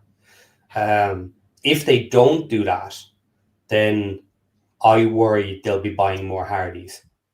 They'll be buying someone in who may be suitable for 6 months, and then we'll have to upgrade anyway. So it really depends on how bad we are in a particular area. Like, let's just give an example here. Kakache. If Kakache comes back and falls apart or gets another injury and is just not available, then we absolutely have to find someone. And then immediately Kakache is no longer our number one. He goes to our bench, at least, or he has more injury problems. And then we absolutely have to buy someone. But if there's no one of a suitable standard available and we buy someone better than Longman, but not great, then as soon as summer comes, we still have the same problem and we need a first-class left wing back, and we buy someone in the summer when everybody's available, and then they get dumped to the bench / never to be seen again. So I hope in January is we pick up the players we need if they're available. Otherwise, we don't waste our money and we wait till the summer and then we buy big. Because we've done our 12, 13 player buy in the summer. I don't want to be buying another 10, 12 players next summer. I want to be buying 6 or 7 players, with most of those being major upgrades in the position that they're joining for. Do you think Parky would consider a loan for the second half? Yep. Because we might be able to get somebody of substantial quality on a loan. Yeah. A player maybe who hasn't been getting playing time in the Premier League or somewhere else in Europe, potentially. Quite often the case, though, with the loan moves in January is that they usually come with a buy-on clause because it's that funny time of the year. I don't mind that. I don't mind that option because that's not very much different than we have with Kabore. Like, if we like Kabore, we know it's going to have a significant fee on the end of it, and we're going to get roasted if we want to keep him. Now, if the provisos for having to buy someone are dependent on how well you've done in the league, how many assists they've had, how many goals they've had, then they've proven themselves as a player in the position we want, and you buy them. I don't mind that so much.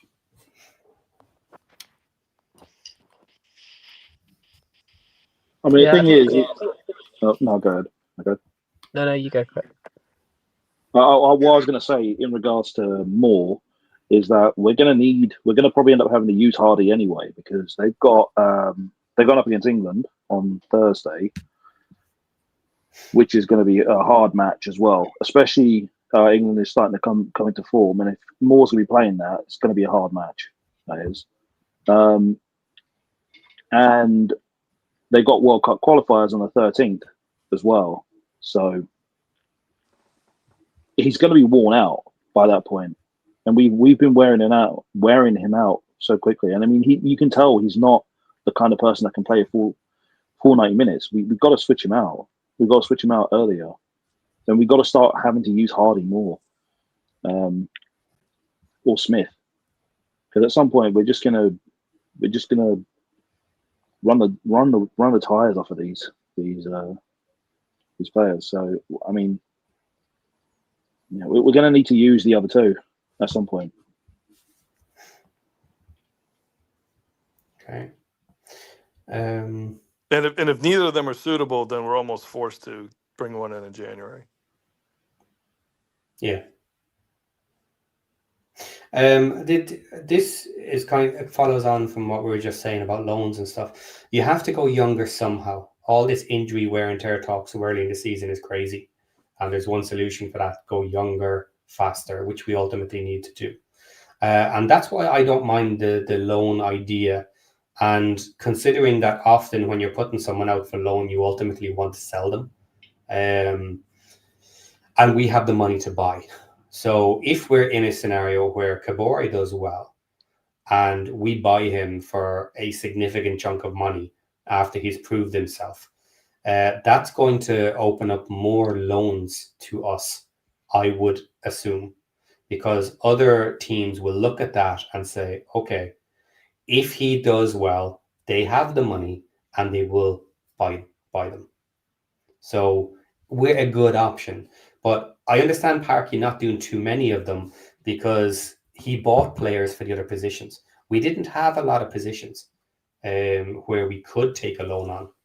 And I'm kind of curious as to where we would be if we didn't have Kabore, because then our right wing would also be in more trouble. Now Barney would be there, basically. Broadhead would be playing. He'd definitely be on the pitch. Yeah. The thing is, we were trying to get that Brazilian from Wolves. We were Pedro Litma on loan, and that looked promising. And apparently, he's pretty good. But he's gone off to what? I think he's gone to Porto now. So, but it looked like it was one of the most promising lines that we were going to get, and that would have been useful because he's not really getting that much game time that he would have been useful. But it looks to be the case with this. Speaking of game time, John, I thought Kumas would be starting, but it looks like he's been coming off the bench, and I didn't think that was Liverpool's requirements. He's useless. He's So absolutely. that's not working out well. He's got no. Basically, I remember listening to a Stoke podcast in the pretty much. I think it was like a few days after we signed him. He is everything what Stoke fans said he was. He was energetic. He was keen. He can beat men. He's got pace.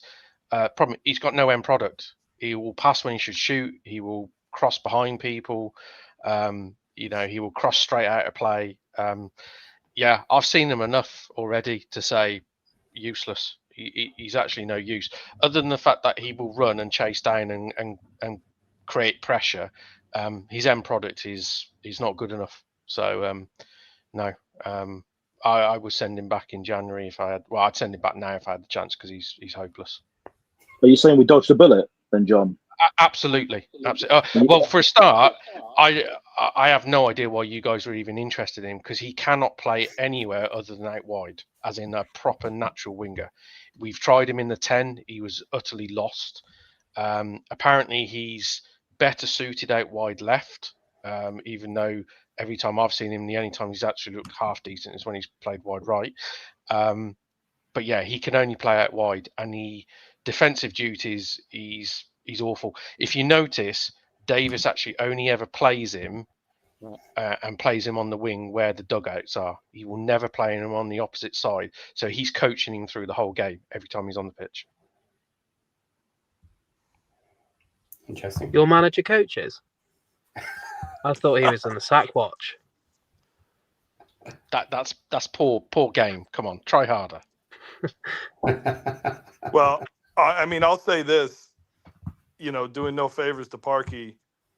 If he was our director of football, because I like the squads he chooses, but we had a different game day manager, I think we have maybe 7 more points than we have now. Easily. No, I'm quite serious. Okay. Slight comment here, little diversion. Michael, Jordan James would look good in either midfield. Leicester got him. Yeah, he's pretty decent. One thing I will say, though, that is important about this season and why maybe every position counts for us, especially, is next summer we're going to be looking for players like Jordan James and better and convincing them to come to us because we want to be aiming for playoffs next season. That's what they've come out and said is a 2-year aim to have a shot at promotion, which I'm not taking as top 2, which I'm taking as getting into the playoffs and having a shot for promotion. So the higher we are on the table this year, it is important to show players that, we have a decent system. We're playing well. They know what they're buying into, and they're convinced that with a couple of more players, and they'll know we have the finance to do it, because if we spend 33 the first year and a couple more in January, and then we're in our second window, we still need to convince those players to come to us with our small stadium and poor training facilities and whatever else that we're still building. So from that perspective, it's quite important. I mean, that's going to be the difficult thing, is just trying to convince people to come to us, because there are other clubs that other clubs are going to be much more appealing to, because they have those training facilities set up, and that's going to be the difficult part of one for player retention or player recruitment. Because if we don't have those kind of facilities set, then we're not going to get those high-end quality players that are going to want to retain or stay here or play for us. Maybe the name recognition will help massively. It's like people know who Wrexham are, but they know that we don't have the kind of facilities available to be able to make sure that they're in peak condition consistently, and that's really going to be a bit of a concern. Well, the cop should be partially up by then. They won't care about the cop. It's not the cop that they're worried about. It's because you're going to need to have training facilities as well as rehab and resting facility. These things are really important for players to be able to recover from either a training session or from a match. You need these kinds of things ready for that. And if they don't feel that it's going to be there, they may just overlook that. Sure, the name recognition is appealing and think, I could be part of this club that has big ambitions to want to get promoted eventually into the Premier League or get into the higher spots in the championships. But if they think, yeah, you've got the name and you're famous and we know you've got big ambitions, but when I look around, there's jack all there for me to want to stay there, then why would I go? It's where the money comes into play, though. It's like what happened with Man City. You end up paying higher fees, and as each season you get a bit better and better, those fees start to come down, and you become more attractive as a club. And obviously, between now and then, the club can invest in better training facilities, the building, the cop. I think that's ultimately just the reality of it, which is where Birmingham as well, but Wrexham for sure will have to just keep paying higher fees until at least they get into the playoff spot. We don't even have a training facility. We don't even own our first team training facility. We rent it. So, but it's a £3 million a year rent or something like that. So, yeah. But Habs is right though. It does. As football fans, we completely forget about it because you always kind of associate it with home games and stadiums and that, but it's like all of us. We go to a day job Monday to Friday, and that's the training ground is the Monday to Friday. It's the office. It's the office for the players. So it's like you're saying, you've got all this money and you're famous and blah blah blah and welcome to Wrexham and that. But if you're getting changed in a porter cabin, for example, on a every day of your training, unfortunately, football players are pampered idiots, aren't they? Let's be honest now. If you are potentially wanting to sign a really high profile player and he looks around the training ground, he's going to say, no, this is not for me. I've got to spend 5 days a week training here. I'll go up the road where it's I might get paid a little bit less or same amount of money, but I have a training ground where it's ridiculous. It unfortunately does happen.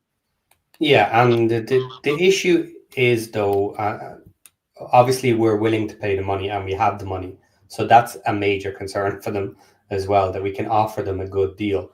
But if we are an honest playoff target team, there's only so many teams that actually offer that as well, which is why it's important to have a very solid finish this season.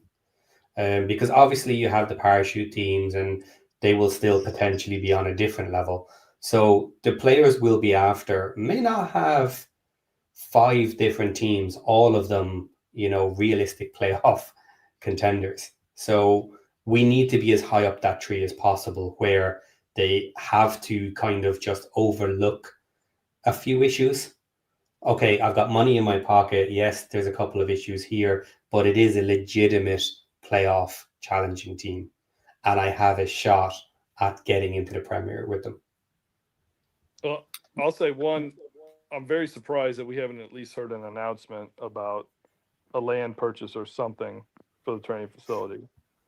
2, I wonder how much it's a factor of being on television playing for Wrexham versus some other squads. I don't know how it is in the UK,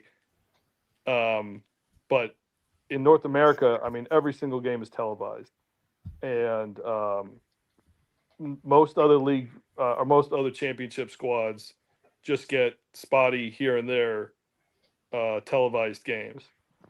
So as far as your brand or sponsorships or any other type of ancillary income, it's much better to play for us, because you're sure you're going to get 48 games televised, on all across North America at the very least.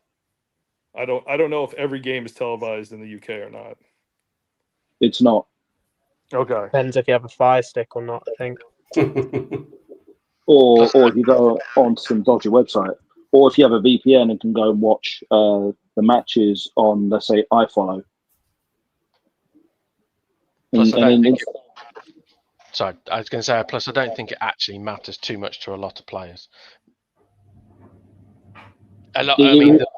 The players you guys and the players we're all looking at trying to probably sign in the next couple of windows are players that you want to take, or you want them to take you to the Premier League, so they're of a certain standard. They won't care about documentaries and TVs and stuff like that. They're about careers, and they will want to be in the Premier League. And those sort of players, you have to sell the project. You have to say, forget the hullabaloo off the pitch stuff. We're here to make the Premier League, and this is what we're doing. And they need to be sold on that. They want to get to the Premier League because that's where they earn the big dosh, not because they're on a documentary. Same with our documentary. I wasn't so much talking about the documentary as just playing on television. I don't think it matters one bit. It doesn't unless matter. you're in like the Champions League or something. Yeah. I mean, the thing is that as I was saying earlier, the television thing is not an issue because we have a 3 p.m. blackout in the UK. So we have a 3 p.m. blackout, so no games can be televised between the times of 2:45. Let me put it in. 2:45 to 5:30, somewhere between those times. So you're not allowed to be able to watch those matches unless you get a VPN and pay for the club thing legally. Yeah. So, and as I was saying, with wanting to get the players into the thing, it is. And I disagree with what you said there, John, in terms of them being pampered and that. No, it's when you're at that level, when you're like a high performance athlete, at that level, you're going to want to make sure that you're always on point and getting to that point. Yeah, you're going to have those pampered athletes like that are going to be. They're going to want to act a bunch of prima donnas, but then you will have a lot. Most of the athletes there, they're going to want to make sure that their training is on point, their recovery is on point, as well as their rest is on point. They have their food made for them in a way that makes sure it's catered to them. They've got to take the right vitamins and minerals and everything else. Everything has to be on point for them to be able to recover as quickly, but also be able to perform at an optimal level. So everything has to be set in order for them to be able to make sure they can perform on the day they have to be able to perform. So that's where I disagree with the pampered stuff, and that's why we need that kind of thing in place for us, because we still basically got non-league facilities. We do. The facilities are ancient for us. They are poor. Okay, last one, I think, and then we'll probably be finishing. Just going back to Kabore a little bit, because it links everything together. John, you're correct. Why there's no guarantee Kabore plays well. He wants to stay. He will want a Prem move. Yes, agreed in general. However, something to remember, it came up actually less than 2 weeks ago. There was an article that went through the players that were taken from Championship up to the Premier League, and there's even less than previous years. Kabore is probably already too old for the majority of Prem teams. They're not going to want him. Other players have found it difficult to get up, and they're like some of the best in the Championship. The Prem teams just didn't take him. They're looking for younger and younger players, and they're going through the academy systems, and either you're good enough from there or you're not, or they're trying to get cheaper value from Europe, and they're bringing in those at a cheaper price and taking a chance on them. So Kabore is good, so from what I've seen so far, and I'm hoping he'll be really good by the end of the season. But he's getting to an age where he's going to have to get promoted with a team. Yeah, we may be his best shot to get to the. We may be his best shot to get to the Prem. Because he won't be cheap either. No, he won't be cheap. I think the other thing to say, I half agree with what Michael's saying there, but I also think, Prem move is, I think probably like you said, Paddy, his age and that he'd probably already be in the Prem. I think more likely for somebody like Kabore is maybe he might look at if he gets offers from a Champions League squad from, like, say, Germany or France or somewhere like that. I think that's where I think a competition for his signature might come from. Yeah. Where in European competition, albeit in a foreign league, that gives a different pathway for players. If they can perform in mainland Europe in a European competition, they're more likely to get a Premier League move then on the back of that, rather than performing in the Championship.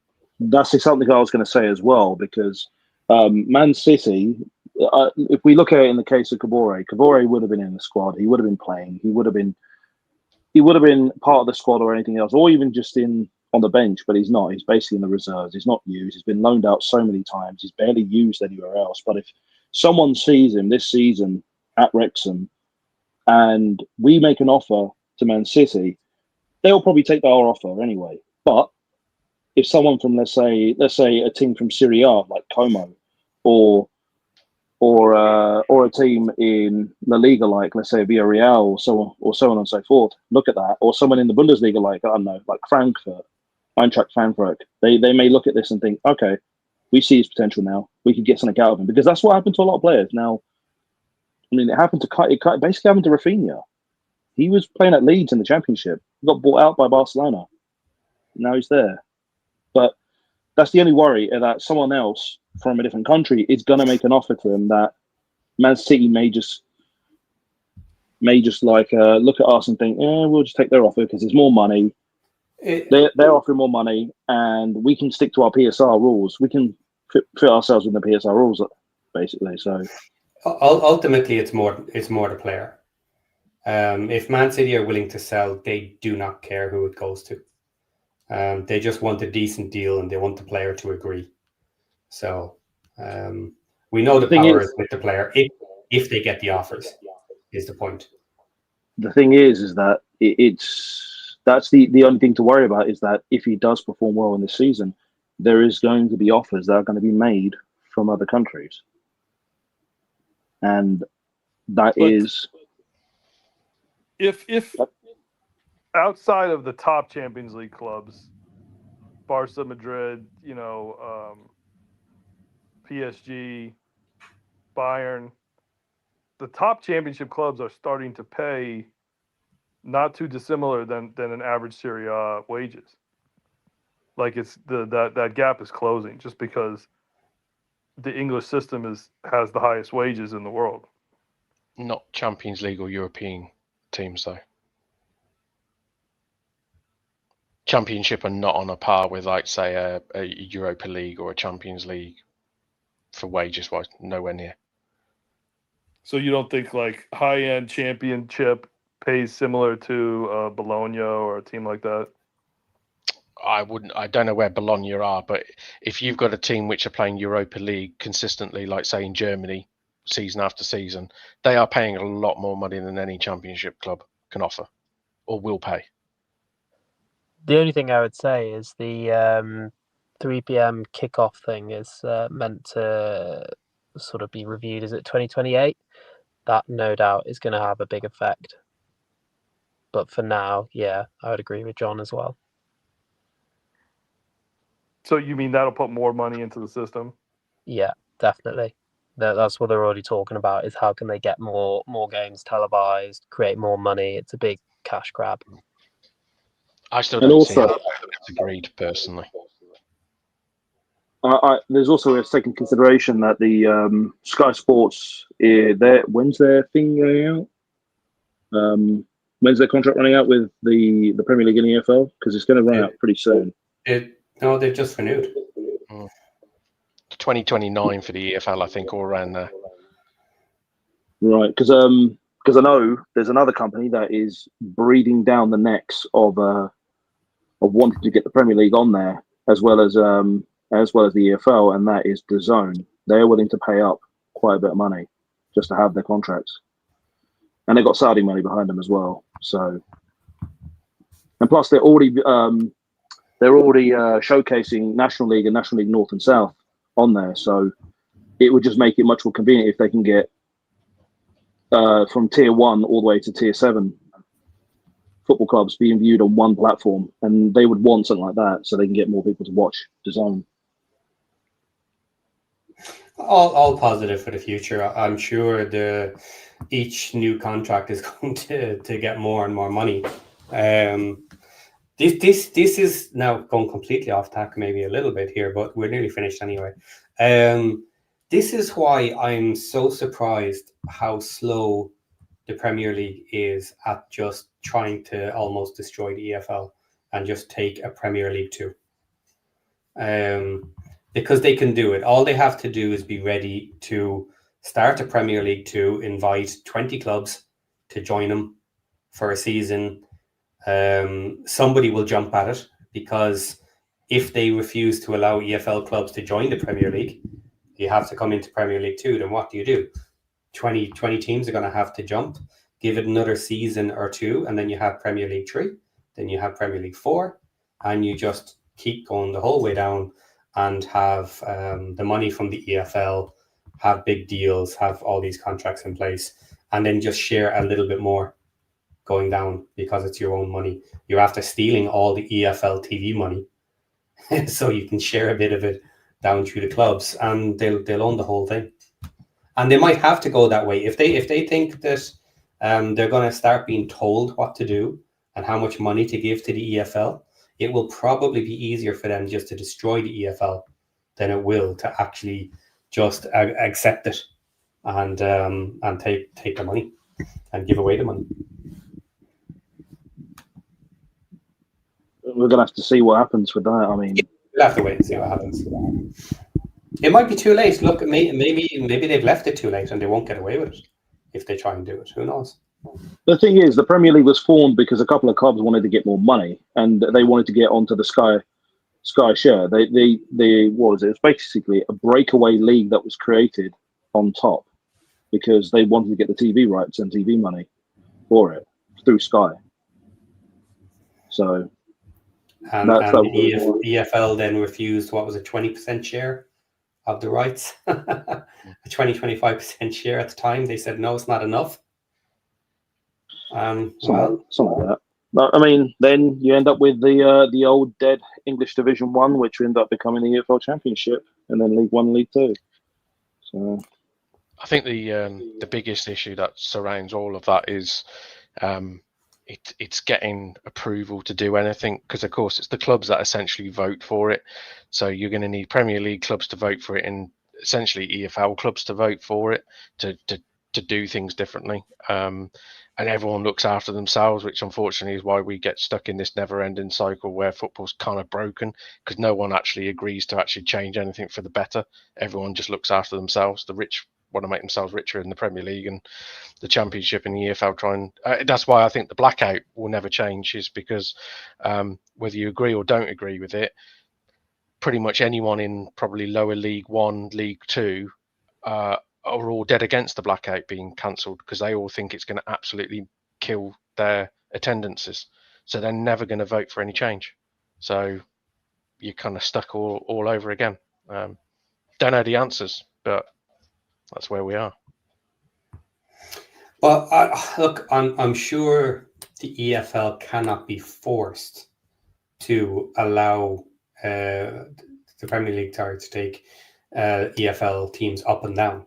They can't be forced to do it.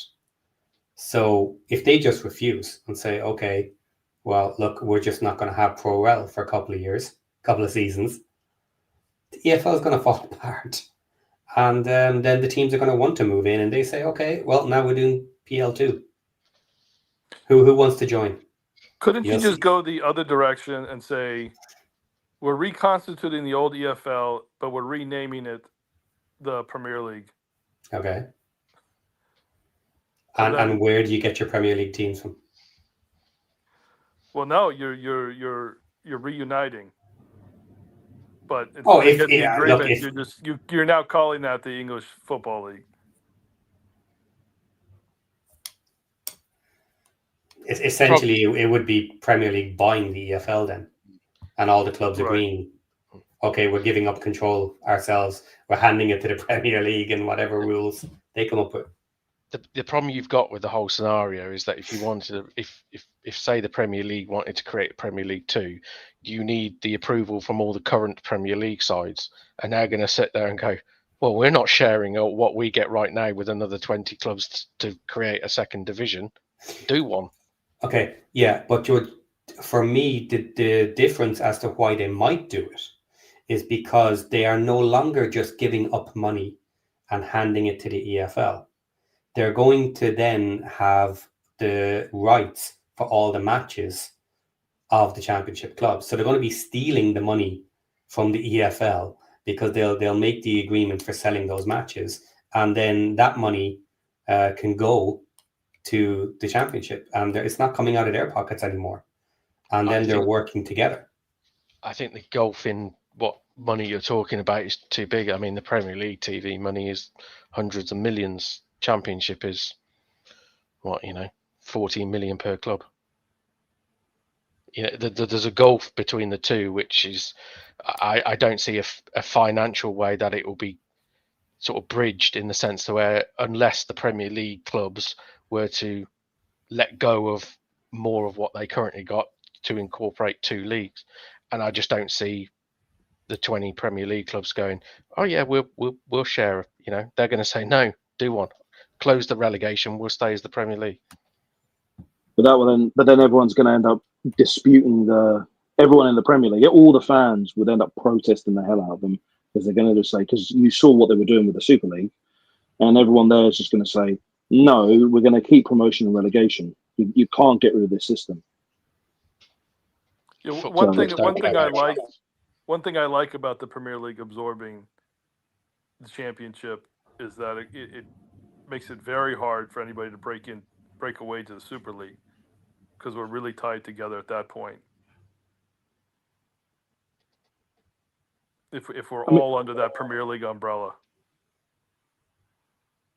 I mean, the thing is that the Premier League would have to essentially buy. The only way to do it is that the Premier League is going to have to make an offer for the Championship clubs as of currently to say, come join this instead of being part of the EFL Championship, and then the EFL is going to have to agree towards this being basically something, and then they're going to have to collapse at some point. But then you have to get everyone in the Premier League to agree to this. But it's just going to be a massive mess.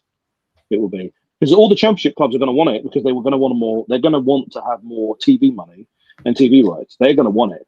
They will look at it saying, okay, every club in the Championship gets more money, and we get more TV time, and we get better.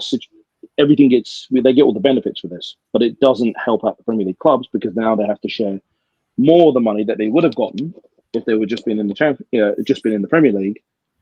So more revenue has to be found for just the Premier League alone to be able to support the structure of a Premier League 2. Just so that, or they're going to have to outright buy the Championship and just rename that as the Premier League 2. You label the Championship as Premier League 2, you are absolutely going to be able to sell it at a higher cost. You are going to be able to drive the amount of money that you can get for those matches, because it'll be the same entity and people will be willing to consume it and pay for it, because it is now deemed to be the same thing. There is still the difference between the EFL, different packages, different companies to deal with for people.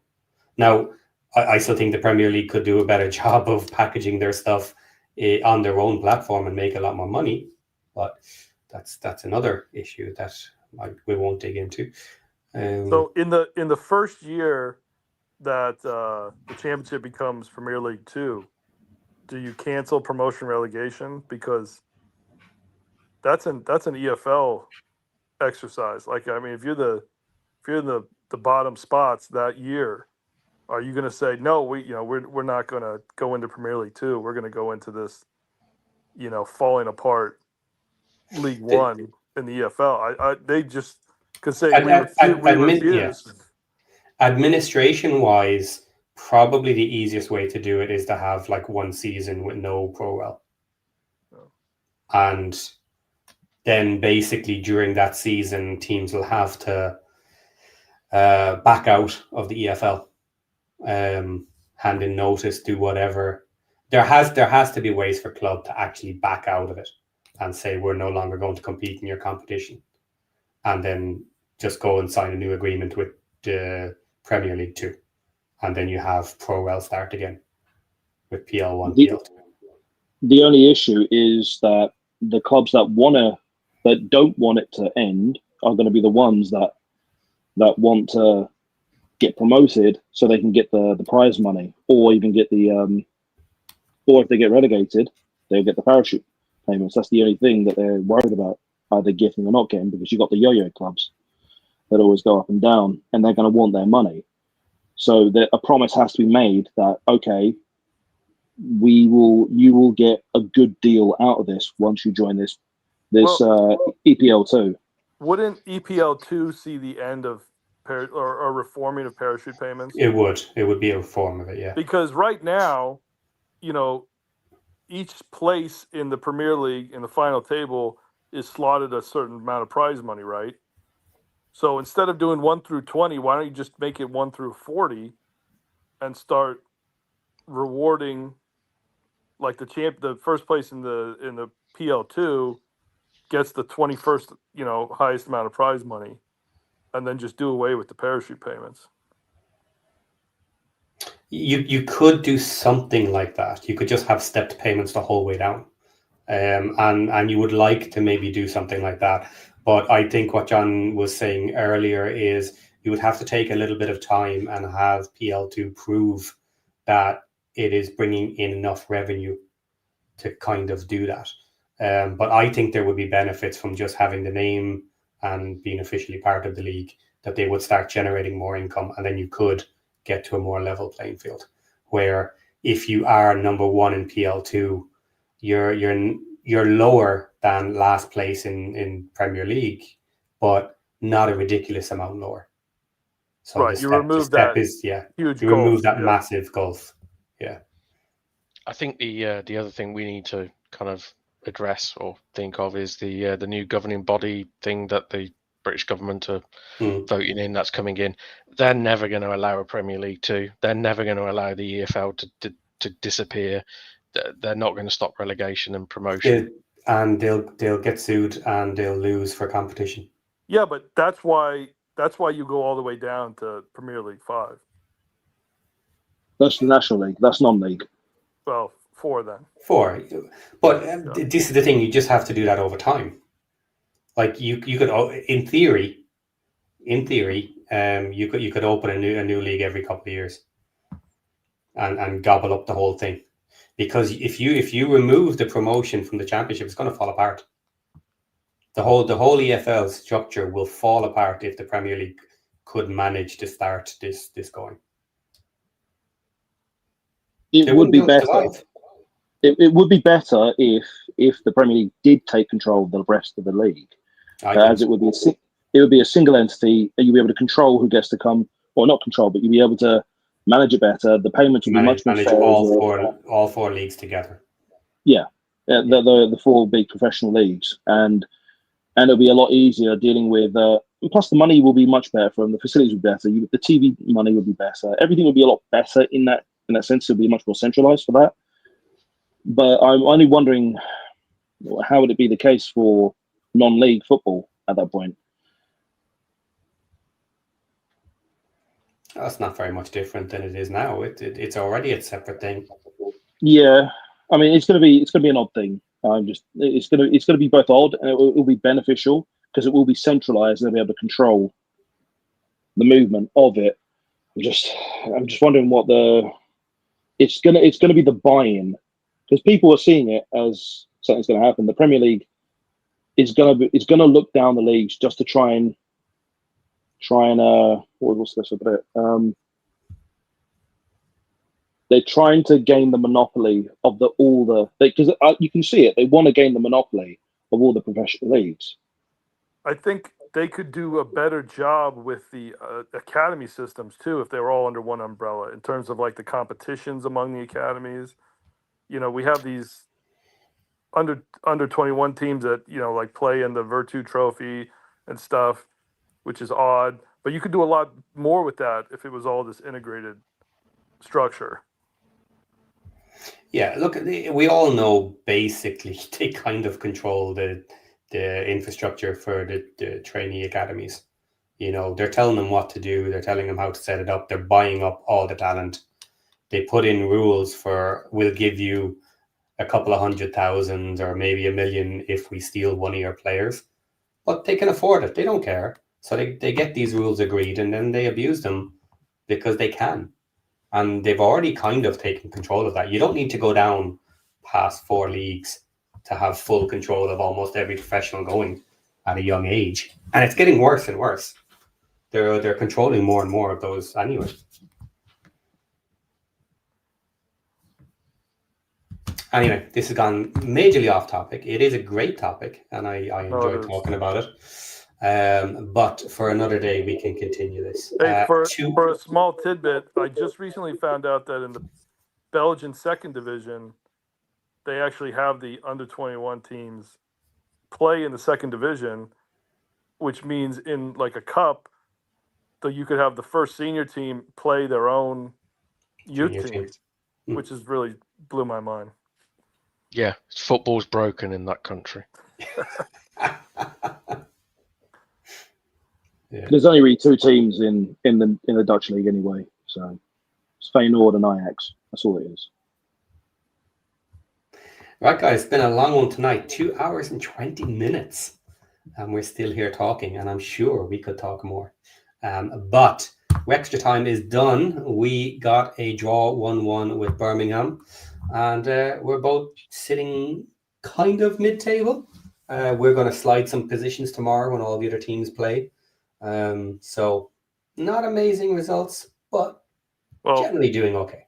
We certainly belong in the championship, but now we need to start, prospering and doing well. Agreed. I hope all the teams lose and have their matches cancelled. No, because they just get replayed. Oh, Blackpool must feel so hard done being in relegation. I was That- genuinely worried about the match today when I could see the rain and the storm. I was thinking, knowing Wrexham's luck, they'll be 1-0 up in the 80th minute, and then lo and behold, the pitch is flooded, and that's it. Replay. I wasn't going to say I won't lie, but half time I saw the rain on the TV. I was like, "Ooh, rain a bit more, please." We spent £1 million on that pitch, so it better not get It's logged like that. It's got proper drainage, so it's not going to have that kind of issue. It's not like Blackburn Rovers, where they you could see the conditions of the pitch even before the match. It is trash. It is a trash pitch. It is basically a non-league or League Two pitch. They've not upgraded that since then. It is completely. It's dog poo. You can. I'm not going to swear. That's the thing. I don't want to swear. But it is not good. That you should have a proper drainage system, which the rain will go down into the pipes, because we have it. We saw we have the channel, was it Wrexham AFC fan zone? We saw the building day after day. It was putting drone footage each day for the laying of the new pitch, and you could see the rocks that are being put. We can see the pipes that are being laid specifically to be able to deal with the drainage of the pitch when it gets to a situation, if it gets waterlogged or anything like that. Yeah. And so we could deal with any kind of waterlogging. But that isn't the case for Blackburn Rovers. And really, yes, it's unfair on them, but you've got to have some goddamn standards. Well, if they get relegated, it's going to cost them a lot more than £1 million that they could have used to upgrade. Well, we got in the same kind of pitch that Chelsea has. I don't know if it's the same at yours as well, John, but yeah, we got a hybrid stitch pitch with proper drainage system. Is that what you got in there? Yeah, we've had it for years. Like, you would avoid waterlogging if you have that kind of system in place. So yeah. And if the Premier League ran all the leagues, they could tell the other clubs that you have to have it. End of story. You're getting money from us. You use it for your pitch. Okay. Standards, people. Standards. Okay. Today's On That Bombshell is from Bruce McFarlane. Well, wrong one. No, it's not. Hang on. Where? Here we go. It's Matt White is on the bombshell. Tomorrow, everyone will tie, and we're not going to lose any progress. We're going to stay exactly where we are. Right. Well done, Matt. On that bombshell, we will watch the matches tomorrow, have some fun, and it's over 2 weeks to our next match. Ugh. What are we going to do? Take care, everybody. Bye-bye. Bye. All right. See you in a bit. Bye.